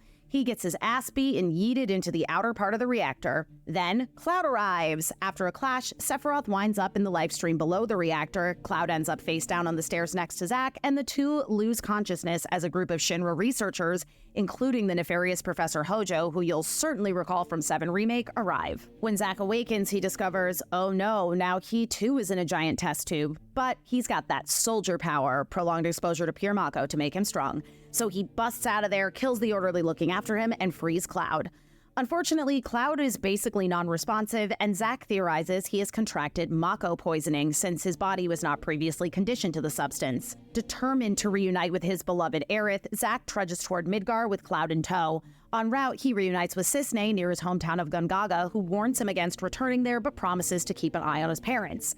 And from what we know about her appearance in Rebirth, it seems she permanently set up residence there. Everything gets resolved with Genesis, Hollander, and Lazard, though Genesis doesn't actually die, but he also hasn't figured out how to stop his degeneration problem. Hollander and Lazard both kick it, though, so we definitely won't be seeing them again. The final Angeal copy, the one who's been looking after Aerith, delivers her final letter to Zack, and he realizes that he hasn't been gone for a few weeks. He was locked up in that basement in Nibelheim for 4 years. With renewed determination, Zack and the still catatonic Cloud hitch a ride on a truck and are back on the road to Midgar. Unfortunately, Shinra is out there looking for them. Sung attempts to find our boys before the army does, but tragically fails. With Cloud safely hidden or deemed to be not a threat / worth killing interchangeably, Zack makes a valiant final stand, but is ultimately overwhelmed and mortally wounded. Now, in the original flashback scene in Final Fantasy VII, Zack collapses dead, Cloud comes to and crawls over to discover Zack's dead body. In Crisis Core, though, you know, they just had to tug at those heartstrings a little harder. Here, as Zack lays dying, he is happy to discover that Cloud recovered and leaves him the Buster Sword, telling Cloud that he will be his living legacy. In the OG game, so this is all the original timeline stuff, right? His friend's passing, but I mean, he was like really, really mourning it. I mean, those are some emotional polygons. And that's the end of Zack. Or is it? Obviously not, or we wouldn't be making this video. The ending of Final Fantasy VII Remake included Zack's last stand with a very, very big change. Zack didn't die. After the defeat of the Whispers, Zack was knocked back by a burst of light from Midgar and, upon recovering, continues his trek back to the city with Cloud still unconscious and being dragged along beside him. We get a dramatic shot of him and Aerith walking past one another unseen, possibly in different, now divergent timelines. So what the heck. We know for sure that Zack is going to play a role in Final Fantasy VII Rebirth, 1, because the people making these games are smart and wouldn't just casually resurrect him for no reason, and 2, because we've seen him in all the previews and advertising. Specifically, we've seen him hanging around Marlene with Aerith lying seemingly in a coma and Cloud still unresponsive in a wheelchair. So what does it all mean? At this point it's theory, but the multiple timeline idea has legs. After all, we know that the Whispers in Final Fantasy VII Remake were doing their darndest to ensure that all events proceeded exactly as they had in the original Final Fantasy VII, and Zack managed to survive only after the Whispers had been defeated, albeit several weeks before their defeat in the timeline Remake is currently following. But since Aerith's greatest wish, as established in letters she sent in Crisis Core, was to spend more time with Zack, it checks out that, given the opportunity to change history, she'd want to save his life, right? Many unanswered questions remain, and it's up to Final Fantasy VII Rebirth to resolve them. But until it does, we can simply rejoice in the fact that our boy is back. And, for those of you just meeting him, hopefully you're beginning to understand the widespread and well-deserved love of Zack Fair. That was another good video. It was a lot deeper than the first one, the remake recap one, but obviously they were trying to cover what they said they were covering Avon children and that Crisis Core game as well as the remake story threads and part of Rebirth as well, so I can see why it got a bit messy there. That was good though. Dude, I've just had to think, and I'm pretty sure, like, I was just thinking about the remake recap story so far, and from the bit where Don Corleone's old guard tried to take him out and gave us rappels to climb the tower to get up to Shinra and stuff, I just have mental blackout on all that stuff. I don't remember playing that at all. I very vaguely remember him, the guard. I remember Tifa giving him shit. I don't remember giving him like rope climbs and stuff and getting to Shinra's building. I do kind of remember following Genova's goo everywhere around the path and stuff. That's pretty much it. And obviously, yes, I do remember fighting Sephiroth at the end and stuff, taking us away by ourselves, and so I didn't forget that stuff. But yeah, quite hazy on the end of it there, so I am glad we watched those recaps. So, my impression of Rebirth there, I didn't really like the random spoils they threw in, because like that's pretty much increased my 0% that I've seen of Rebirth so far with the stuff that was in those videos. But it was necessary, though. They did actually explain why they were doing it. It seems like Rebirth is going to be about multiple split timelines, and you're like uniting them all into one stable timeline, it seems. Because I'm guessing, like, on the split timelines now, there's going to be people who are going to die who shouldn't die, and then there's people who haven't died that should die, and like it's going to be a big mess of that, like trying to keep people alive and stuff. It seems pretty cool. I don't see any reason why we don't start this now. Obviously, the usual Thursday lulls are going to happen in about 2 hours' time, but I can always take a break for a bit, sort that stuff. But yeah, maybe a couple of minutes, bathroom break, fresh water, update my stream title, and then I think we'll check out Rebirth.